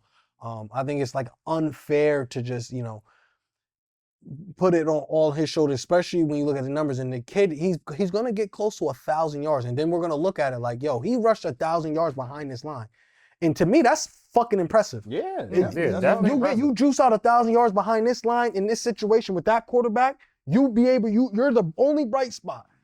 I got to give you a little credit. So right now, I'll give it for the C. I'll give him a C, just for the pick, because I also think and agree that they could have went other places just to, where they were as an organization. But I think Ashton Jeanty, maybe, they go in the draft next year, a couple years, hit the offensive line up and grab some pieces over, and then then we come back to this and it's like, yo, shit, that was an excellent pick at 6. I'm just going off of now. Right now. You know what I Just mean? right Just now. now. Yeah. Those things could happen. Raiders could become competent and do that. But just right now, I think they had different things to build on. Then we go on to number 7, the Jets and Membao. I'm giving that an A. I think he's LT1. I think He's gonna be across the LT1 from board. this Good class. pick for the great Jets. pick for the Jets. Finally. Bookend. I mean, not even finally. They draft line well. Yeah. Actually. They've had great drafts. Yeah, they have had good drafts. Sauce was a draft pick. Jermaine Johnson was a draft Will pick. McDonald was a draft pick. Will McDonald Eric was a draft Tucker pick. was a draft pick. Armand here was a draft pick. Did they pick Quentin? Yeah. Garrett Wilson was a draft pick. Like, Quentin Williams was a draft pick. Like with their organization, they have drafted very well. Their problem is coaching and just being able to put it all together and make it work. The first sign is distress. It's fire. Everybody out running out the building. It's like me personally, I would never trade. I would have never. I mean, obviously, what they got back from he kind of, but like Sauce is like he's a corner piece. Yeah, he's not like what Stingley is or what Pat Surtain is, but he's a high-level corner that we could still use that is needed in this league. You know what I mean? Too much to And pass then, up, though. and then they sent a first over to him. I mean, they sent a first over for Quentin Williams, and it's like, bro, that's one of the young best defensive. He's a top 5 defensive tackle in the Facts. But then you're gonna go in the draft and go try to get a defensive tackle who could possibly be top 5, or you're gonna go in the draft and you're gonna go get a cornerback who could possibly be locked down. So it's just, but I like proving it. this is a good pick. Hopefully they cherish this pick, they pay this pick, and they keep this pick. Yeah. And going forward with what they ever got going on now with Anthony Glenn, hopefully he doesn't get fired. He's able to see what he needs to see with the draft picks that they have assembled, and they can make more picks like this. So we all give that an A. That's a good pick. Yep, for sure. Then we go on to the Panthers at 8, picking Ted McMillan. Yeah, the B minus. Yeah, I'm in the B range, but he's been doing his thing. He's good. You throw it to him, his catch radius is nuts. Yeah, Like, Bryce Young is just ass. Some of these receivers just don't get the right quarterback. Just don't. yeah, but when Ted gets the ball thrown to him, I've seen a couple drops, yeah, but mainly he's catching the ball and he's making like catches that aren't supposed to be catchable. He actually bringing them in because of his. If Tet was in Tampa Bay with Baker, like, God, you know, it gets spooky. yeah. So Yeah, so he gets a B from me. What'd you give? I gave Ted a B. Yeah, B. yeah. Yeah, it's B. I think across he the needs board. more opportunities. Yeah, I think he's a better that's why, because quarterback. his stats aren't like nothing crazy, but you can see it. Definitely for can sure. see it. So he's a good pick for us. Number 9, Kelvin Banks Jr. I give that a B too. He's Another, looking yeah, good. been solid. Yeah, Kelvin Banks has been he's solid. Honestly, probably gonna be the tackle of the future over there. So Yeah, I haven't seen anything too bad from Kelvin Banks. he though was like him and Membo both are like just freak athletes, bro. Yeah. Like, if they weren't good, it would be like, you know what I'm saying? So Yeah, but that's it. I give this pick an A. Yeah, Yeah, I think whenever you can, cornerstone bookend. whenever you're in the top 10 and you can grab somebody solid at a premier position like offensive tackle to protect your quarterback that you drafted in the second round, and he's performed and he's everything that you thought he would be with obviously a higher ceiling to grow, it's a great pick. So I'll give it an A. respect to that. And then we got number 10. We got the Bears taking Colston Loveland. I give it like a C plus. Because it was like a D minus a couple weeks ago, but right now, because he's started to play. He's producing now. Started, yeah, finally.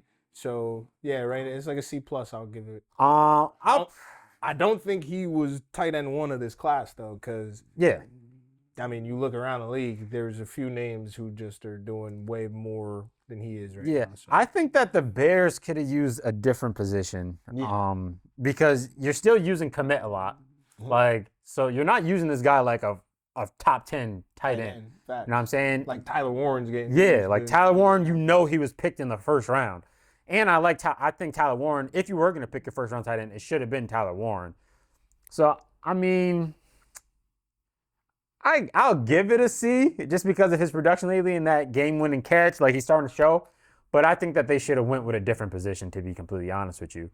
Something on the defensive side of the ball. Definitely could have picked something on defense side of the job. Like, if they would have got even a Will Johnson at 10, like, yeah, he came off the injury, so people were wary of that. But I think that would have looked a lot better than a Colston Loveland. But, yeah, I'll give him a C because he's starting to produce a little more now and be used more. What'd you give him? I'm gonna give him. I'll give him a B minus. Yeah, B I minus. like him in a B minus range because he did have a play a couple weeks ago where they put the ball in his hands. He Made something happen. He made something happen and he scored a touchdown. And I just think he's just getting started, especially with the inconsistency a little bit at it with the quarterback position. Yeah. With Caleb. So once they find a connection and get something going, I think that pick would show its value. So for right now, I'll give it a B minus. Makes sense. Then we're going to move on to number 11, Mykel Williams being picked from the San Francisco 49ers. That's like a D minus. Yeah. He got hurt, but like he's like what I was talking about with JJ McCarthy. He's a dude who, if you follow like the recruiting stuff, bro, the same way that he looks right now in the NFL, he's looked like that since he was like 15. Yeah. He's one of those dudes. But the numbers, even at Georgia, like the numbers have never really been there. Like the Shamar Stewart numbers? He's just been an athletic freak his entire life. Yeah. So everybody's just waiting on it. You know what I mean? Betting So, on the potential. yeah. Yeah. I mean, I haven't seen anything crazy from Mykel Williams, so I'm going to go He had one lower tackle C minus. He played, I believe, 8 or 7 games because he tore it on the second, so that was last week, right? Yeah. So yeah, he had 1 sack in 7 and 3/4 games, whatever. Yeah, so I'm gonna go lower end also, C minus D range. I think there were different players on the board that they could have used over Michael. I like Jalen Walker at this spot more than Michael Williams. I can't lie. That Yeah, where Jalen people Walker. thought he was about to go. Yeah, so I would have even shit. I'm sorry, I'd take James Pierce at this spot. James Pierce got picked lower down, so I mean I don't think Michael was the best edge there. So I got to give him a lower grade for this.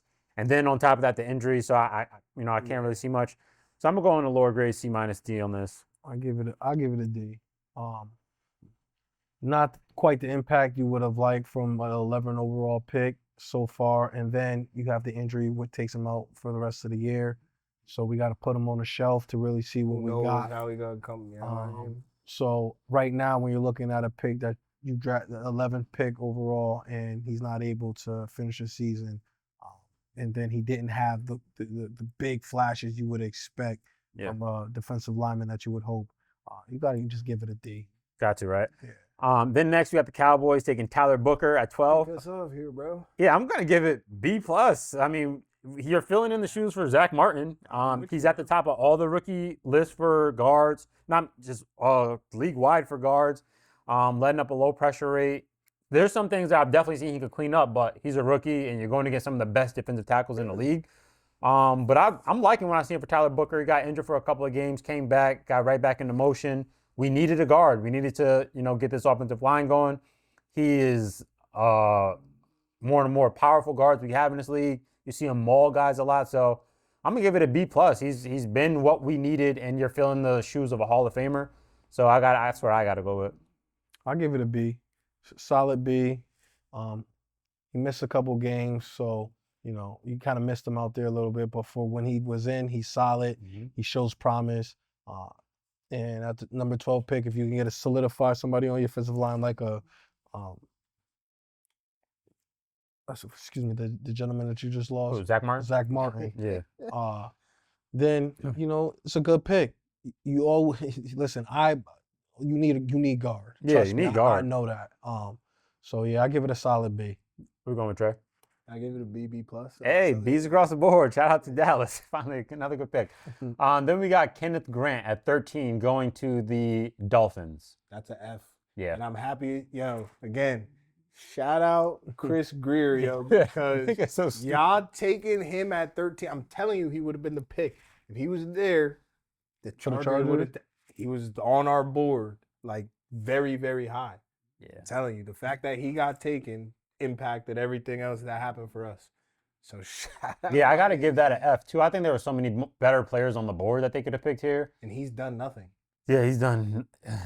And once again, DTs need time to develop, so we're just going off of right now. Yeah. But right now, I'm not seeing a 13 overall pick, and I think that you guys could have got Walter Nolan would have looked better. Look at everybody after him, bro. They could have got. You could imagine a Mecca there. You could imagine Grace Abel there. Grace Abel's playing well. Fucking Jade Barron, Derek Harmon, bro, there's players that they could have got there that, I think that they could have used better. They need help in the back end. You got Malachi Starks that went later on. I think that was a bad pick. Yeah. Where are you going? I'm going to go with a D. Miami, I want to say Chop Robinson was a good pick that's showing, and I think I'm missing somebody else.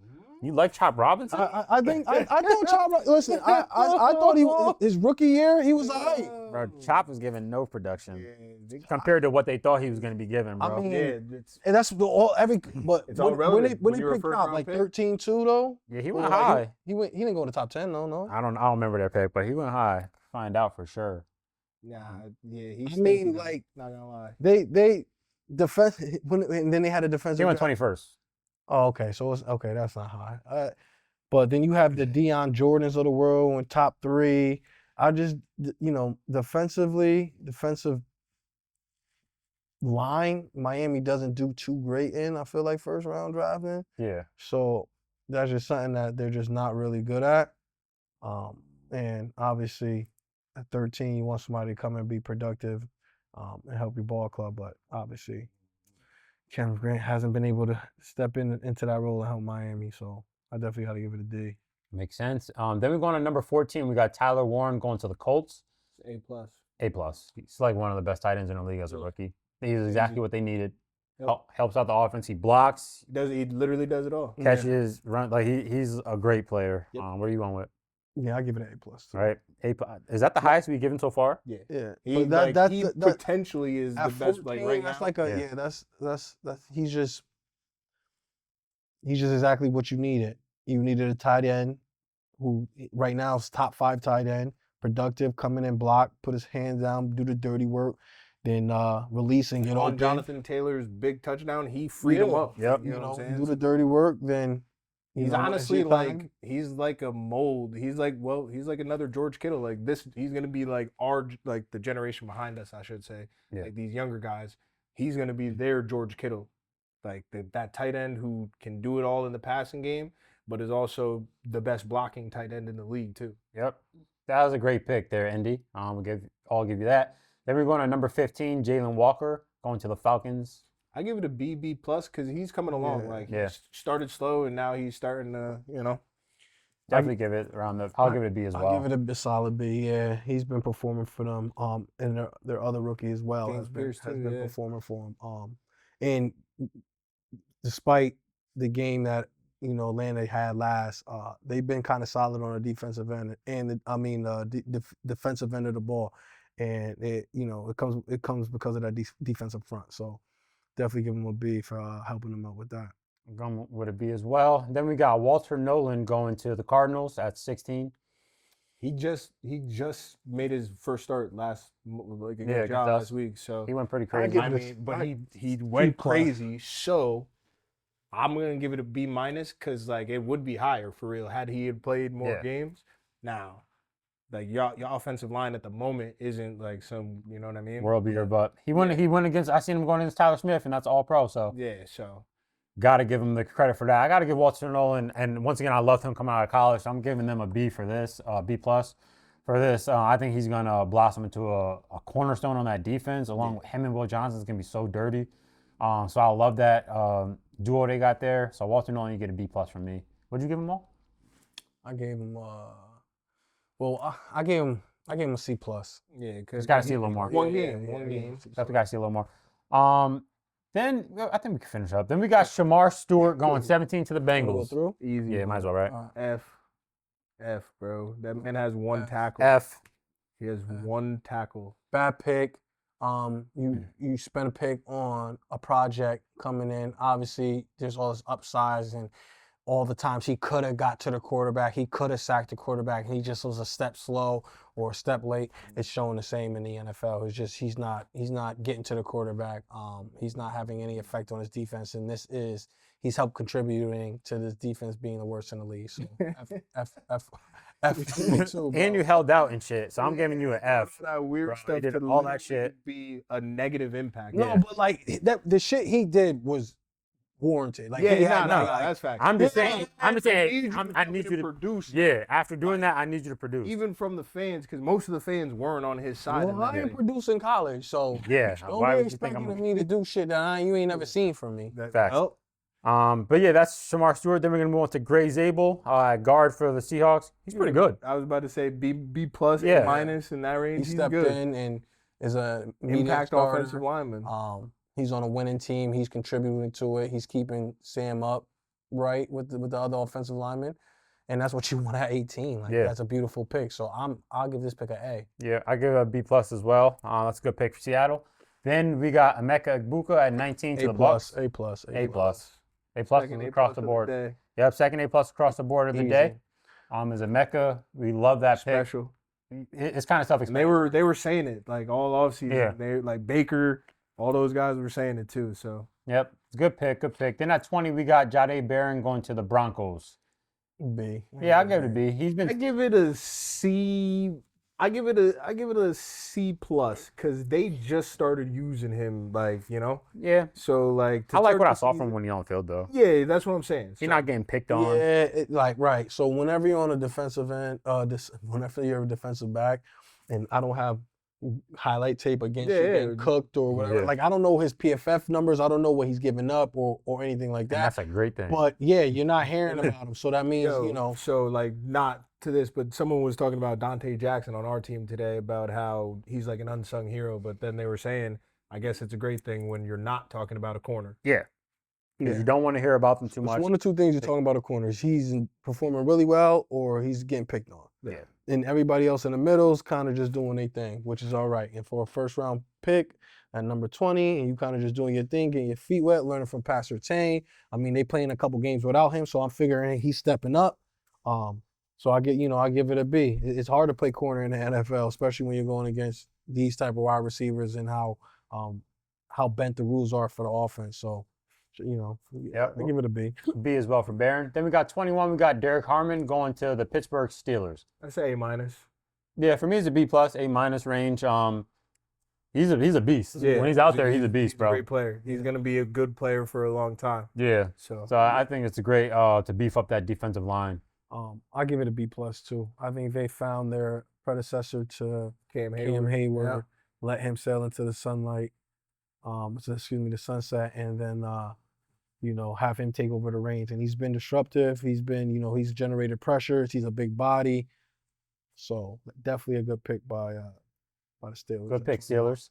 Then we go on number 22. We got Omarion Hampton, running back, going to the Chargers. Let you kick it off. I think right now, as it stands, it's probably like a C- because he only played 4 games. He only played 4 games. But you know how you get. I was about But to say because I just know that if he would have been healthy, it would have been a B plus A minus because he is the guy. The reasons we drafted him were yard after contact, out the backfield, and we started to see all that stuff availability. we drafted him for. Yeah, but like he said, that's the best ability is availability. That's why I said C minus, C plus. Yeah. I'm gonna go with a C minus as well. I thought this was a little too high. I think there was actually other places and players you could have went with this, just to, especially help out your team. I don't think you need you traded for a running. I mean, you got a running back in the offseason, and then you go and hit Omarion Hampton in the first. I just thought you could have went a different direction. Obviously, he's come in. He's had like little flashes here and there. But obviously he's hurt. He's on IR. He's not able to perform for your ball club, and it looks like your third string running back is doing a hell of a better job than he was when he was starting in there. So, I think Vidal's been doing. He's been all right. He's been all right. And his all right games, they ain't look like Omarion Hampton's all right games. Omarion Hampton games ain't look like this. It wasn't 95 yards rushing. It ain't look good like this. And I'm just saying. He had a listen, buck. he couldn't. He Listen, had a buck before. Listen, he had flashes, but like the running back you have now was kind of doing the same thing, and he was It's the what third it's string done running back. for me lately. Now it was. But he's hurt, and he'll so be for back. right now, I gotta give him a C minus until he can get back and being a contributing factor to the success of the Chargers. That's where I got him. I'm gonna give him a B minus because I do like Hampton a lot. I think when he's out there, he looks like a problem. You just got to feed the kid, feed the kid, give him some opportunities. So I'll give him a B minus. I do think that, like you were saying, there were other spots they could have went. Like if they would have got a Jihad Campbell right there, that would have beefed up that linebacker room. That's the one person on this that was available to us because obviously if some of these if the draft fell differently, then that would be different. But like with who was drafted after Hampton, Jihad's the only person. Yeah, bro, Jihad would have looked real good and in that defense. So, I mean, I think that he would look good there. But, I mean, Hampton, I do mess with Hampton. I'll give him a B minus. Like you guys were saying, got to be available. So that does take into account. But when he's out there, I think he's a good back. Then 23, we got Matthew Golden going to Green Bay Packers. D. Yeah, you got to be. For the first wide receiver selection in the first round in a long time, it wasn't a good one so far. He's been out there for a while. He just got hurt, so he missed a game or two, and he just hasn't been the weapon that they thought he would be. And he was a weapon for Quinn Ewers at Texas. Like, look at these stats. Like, Yo. and when you don't have a quarterback, I mean, Jordan Love's his quarterback. You can't expect But too much grade. that should result in some type of production. Well, talk to Jordan Love. That's all jokes aside. I understand why some wide receivers are divas, but if I was a wide receiver and I got drafted in the first round, give me the ball. They got me here for you to give me the ball. You get what I'm saying? Like, and I'm not even trying to be I would never be disrespectful, funny, especially if it's these type of quarterbacks. Yeah. Like if it's Tet to Bryce Young, like nigga, give me the ball. Like that's why they just got me for. You know what I'm saying? Yeah. Or if it's Matthew Golden in 20 and they haven't drafted a wide receiver in the first round and God knows how long and they do it, they believe it. Give me the ball, bro. Fact. Yeah. You just throw I'm it to with me, you. bro. Just I'm give with it to you. me some way, somehow. I don't know. think that this pick is going to be one of those picks that's like, pans out down the line. Because I think Golden's going to be nice. I think he could play. But, like, it's just, like you were saying, bro, y'all drafted me in the first round. So, like, let's act like it. Yeah, definitely got to act like it. I got to give it a D as well, just because I think that the Packers could have used other things here because their quarterback, just the philosophy of their coach is by committee. It's like he wants it to be a by committee kind of thing. So I think that they could have used some other positions, Will Johnson, even fucking throw a Jahad Campbell out there with Edrin Cooper, and that shit would have been tough on defense. So And they ended up trading for Micah. That could have got spooky. Yeah. So yeah, but like I like Matthew Golden a lot. I like him coming out of college. I just don't think they use him to his full potential there.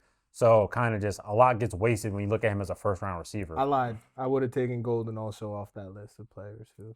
If we added Golden to our room. Oh, to your room. Yeah, I get what you're saying. I'd take that too. You guys would have definitely used him more than what Green Bay That's is. a fact.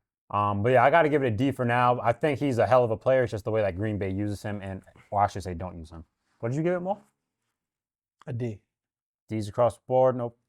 And then we're going to go on to number 24. We got the Vikings taking Donovan Jackson, guard. He's solid. Like not nothing crazy. They C+. needed offensive line help. Yeah. C+. Yeah, Yeah. C+. average C+ across the board. Then we go to Jackson Dart at 25, going to the New York Giants. A. Hey, A. franchise. They found their guy. They traded back in too to get Yeah. him. So via Houston, came back up in the draft, grabbed their guy. He shows that he has flashes to be something special. And I mean, if you can get your quarterback at 25, that's a steal. That's you can't beat that. Yeah. So anytime you can get a quarterback late in the first round, get him still with that 5th-year option, in time to renegotiate a bigger deal, if he's supposed to be, if he is who he seems like he's supposed to be, it's a great pick. So I'll give it an A. Yeah, you said A, right? Yeah. All right, A's across the board for Jackson Dart. Then we got number 26. We got the Falcons selecting James Pierce Jr. B+. Yeah, he's a project, but he's like Michael Williams. He's actually showing like, the promise, and you know what I'm saying. He's doing. When you turn on a Falcons game, he'll make 1 or 2 plays that jump out to you. There was a point You in know what I time. mean? There was a point in time in this draft where he was projected number 1. Yeah, You know what I'm saying? He has all the upside in the world. I don't know why he slid so late, but Character, they say. okay, character issues made him slide in the draft. But him and Jalen Walker have been able to, cause some chaos over there for Atlanta. So I'll definitely give him a B+.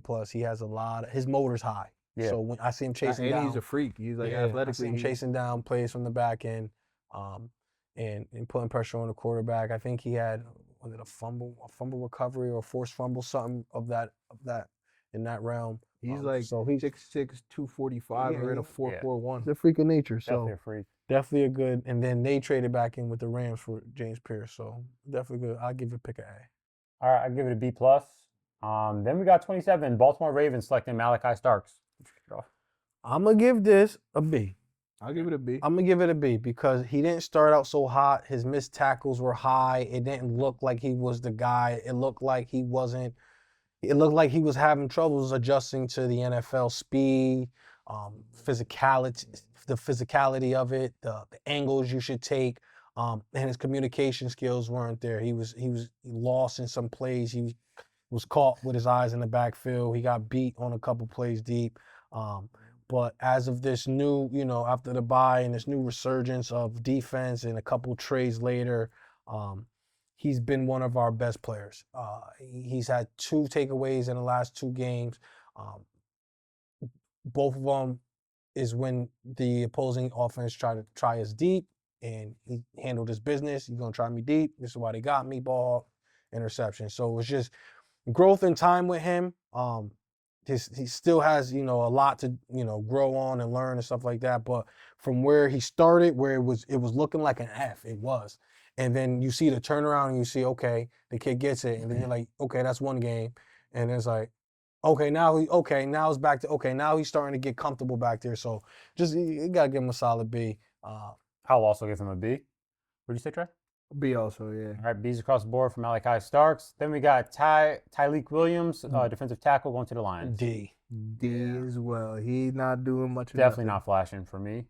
So that's a D from all of us on Tyleek Williams. 29, Josh Connerly Jr. Also probably a D. Yeah, I'm not that impressed with Connerly. Stinky. Yeah. Not good so far, but I mean, whatever. But right now, D. I would have liked them to take Josh. Like I wouldn't like them because I'm a Dallas fan, but they should have took Josh Simmons right there. And Josh Simmons' problem was his health, right? He was coming off the injury, but like before the injury, he was offensive tackle 1. Yeah. So like it's just, are you going to bet on his health? And he's looking good. So if they would have took Simmons, I would have looked good there. But I'm gonna give that a D. What did you say, Mo? I'll give it a D as well. Then we're gonna move on to number 30, Maxwell Harrison, going to the Buffalo Bills. I'm gonna give this pick a A, yo. A, yeah. Even though he was hurt to start the year, that he was the dude who ran that 4.2 whatever 40. And in that Chiefs game, y'all saw when Xavier Worthy, Right, he's with him. Step for step. Yep. So like he could cover. Pretty sure he caught a pick and like Nah, he could cover, bro. He's gonna be their CB1 if he could stay healthy. Yeah, I like So, Harrison a lot I'm gonna too. give that pick a A. I'll go B plus. Yeah, I'll go B plus too. Only because he wasn't available for like the first half of the season. Yeah, the first like But since 7 he's games. come back, I believe he's had 2 interceptions in the 2 games that he's played. So he's making his impact felt as much as possible. And as a corner and helping defensively for Buffalo, that's all you could do. If they're going to challenge you, take it away. Obviously, one of those was Hail Mary. Whatever the case may be. But so I give this a B plus. Nice. Then we go to pick 31. We got Jahad Campbell going to the Philadelphia Eagles. A plus. Yeah. Yeah, I give him. I'll go A plus. If everybody go A plus, I'll go A plus. I'm not going A plus here. I'll go A. I only give it A plus. 31st overall selection, comes in, starts right away.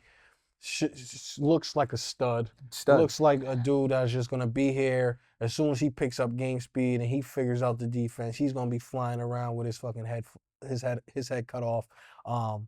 And Philly, they always do it, man. They always find you, late or when. No, you guys are right. I actually will go A plus. You're right. Yeah, they wait till you fall late or something. You get him like falling late. That's a great pick. PFF right now, obviously we know that's not law, but he's the 6th highest graded linebacker right now in the league. So yeah, you gotta give that an A plus. And Philly, you got, like you just said, they always find that person late, and for him to fall that far, is 31 is crazy. Madness. So that's another great pick by Philly. The Gotta fact give him that. that like someone like Cincinnati or something, like just something. You let that go by, right? Right. It's funny to me. Like, why not go get a proven? There was a couple defensive players that were proven commodities that were left. Even James Pierce, even though he had the issues with his character, you could have got Malachi Starks. He looked like he was a no miss.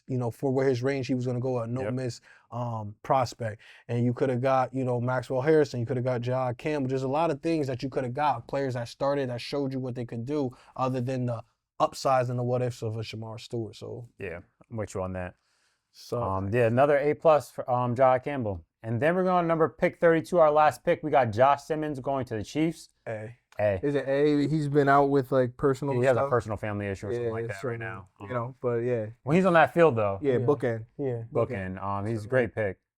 Philly do what they do. They go clean up the end of drafts, the end of rounds Kansas with City. a player that, what'd I say? Philly. In Kansas City. Excuse me, Kansas City. And they'll go grab a guy that motherfuckers would look past because of injury or because of something else. Yep. Shout out to them. That's a good pick. So that is our wrap up for our grades on the 2025 draft class. Now we're going to dive into our Week 11 predictions. First, we're going to start with the Jets at the Patriots. It's Patriots minus 12.5. That 12.5 is ugly. Yeah, Give me Patriots at 12 only because like Justin Fields threw for 56 yards. He's about to go to Foxborough and play a better defense. Well, you know, not a better defense, but you know, better defense. No, because he played Cleveland. Oh, yeah. So facts. But you're gonna play a defense that ain't gonna take no bullshit and it's gonna make you work and earn it as well. And I just don't see. I don't see Justin Fields throwing for 160 yards, 170 yards to be competitive in this game. Got to, right? I gotta go Patriots. You gotta understand. How did Jets get their points last time? A kickoff return and then a punt. Come on, that ain't. It can happen ain't again, happening especially again, in New bro. England. Back to back, bro. Yeah, we're all going Patriots minus 12.5. Then we got the Commanders at the Dolphins. It's Dolphins minus 2.5. Dolphins. Dolphins. rolling. They like playing at home. Nah, they're in London. Oh, it's a London game? Yeah. 9:30.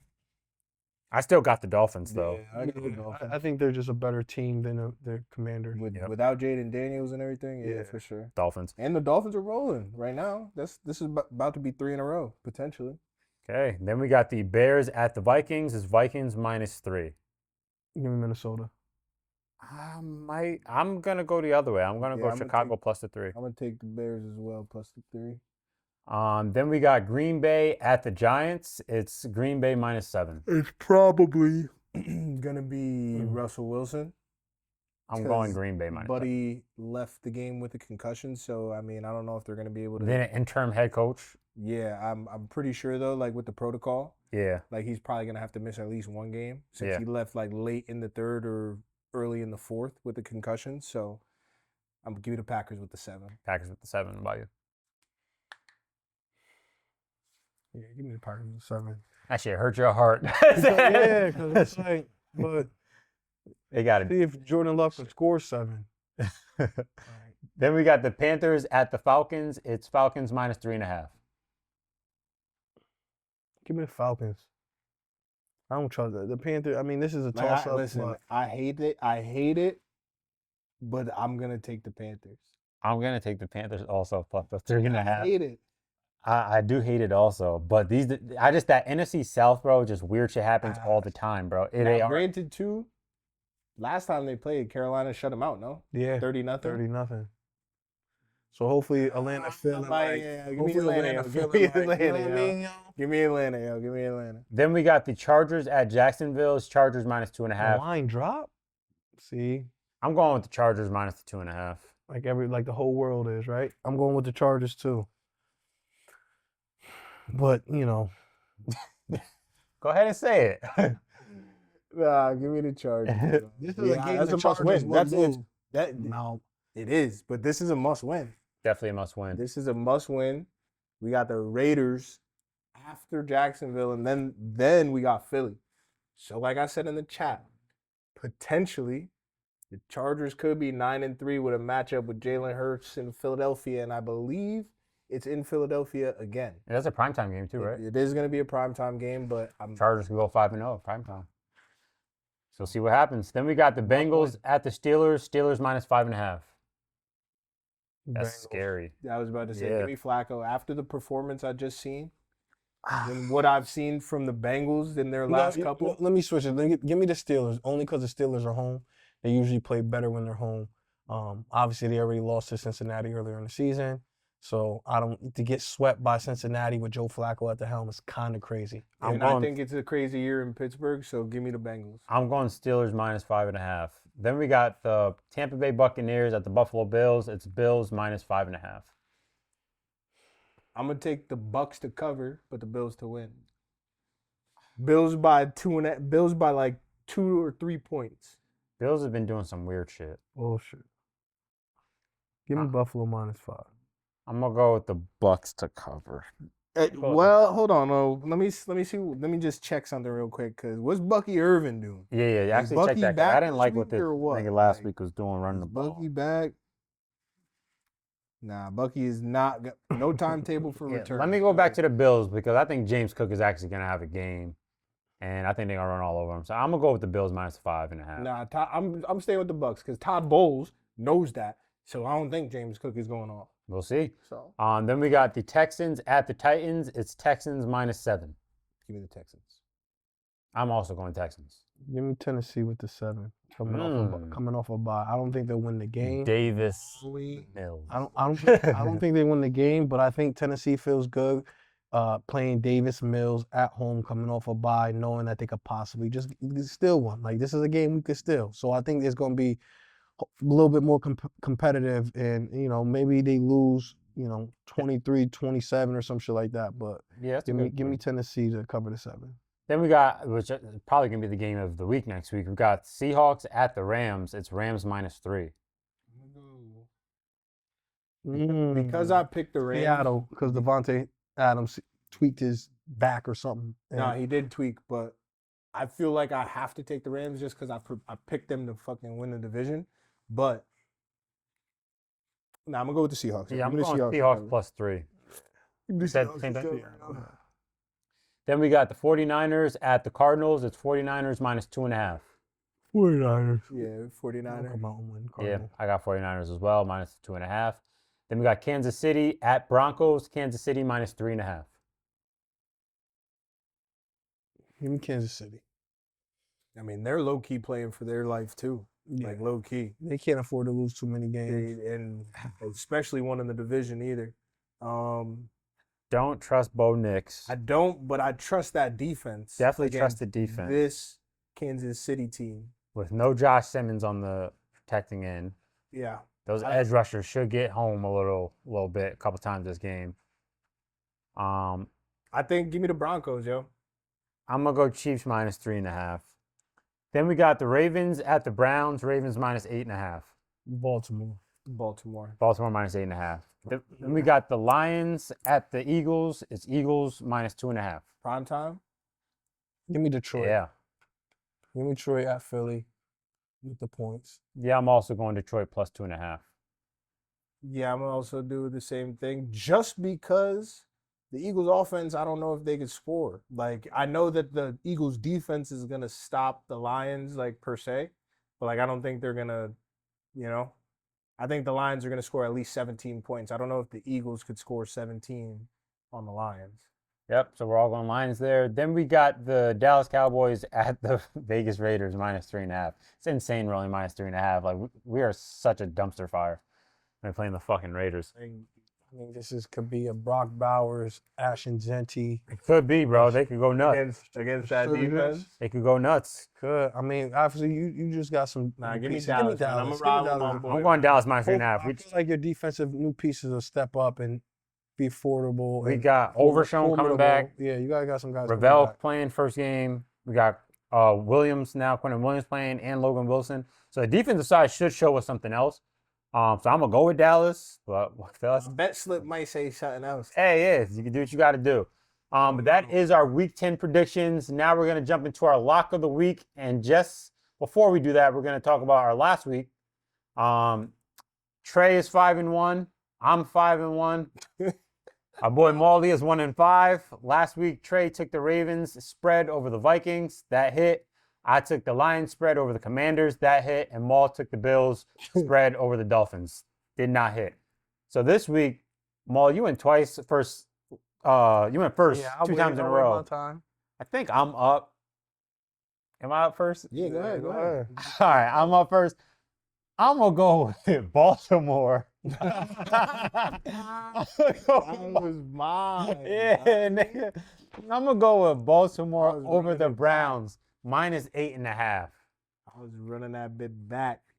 So now, Trey, what you thinking? Lock of the week, boys and girls. Let me keep scrolling.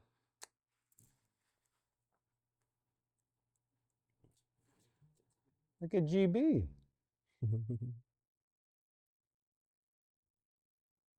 Lock of the week this week, yo.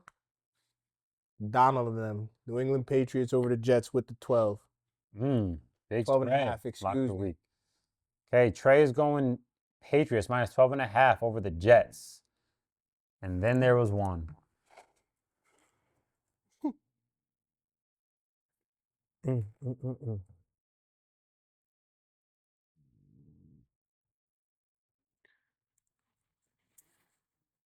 Can't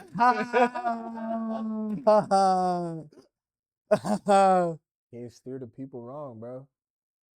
Hard-earned cash on the line here, bro. Facts. Give me Buffalo. You don't want to back. Buffalo, where was that? Okay, so Maul is going Buffalo minus 5.5. Get back on track this week. Over the Buccaneers. Okay, I see you, boy. Well, everybody, that is another installment of the Who Knows Ball podcast. I'm your host, AG, and we will see y'all next week. Say you love me, lie to me, sweet. Double R stitched in my seat. Powder footprints falling off my feet. If the way right, then we straight right. I get money, kid.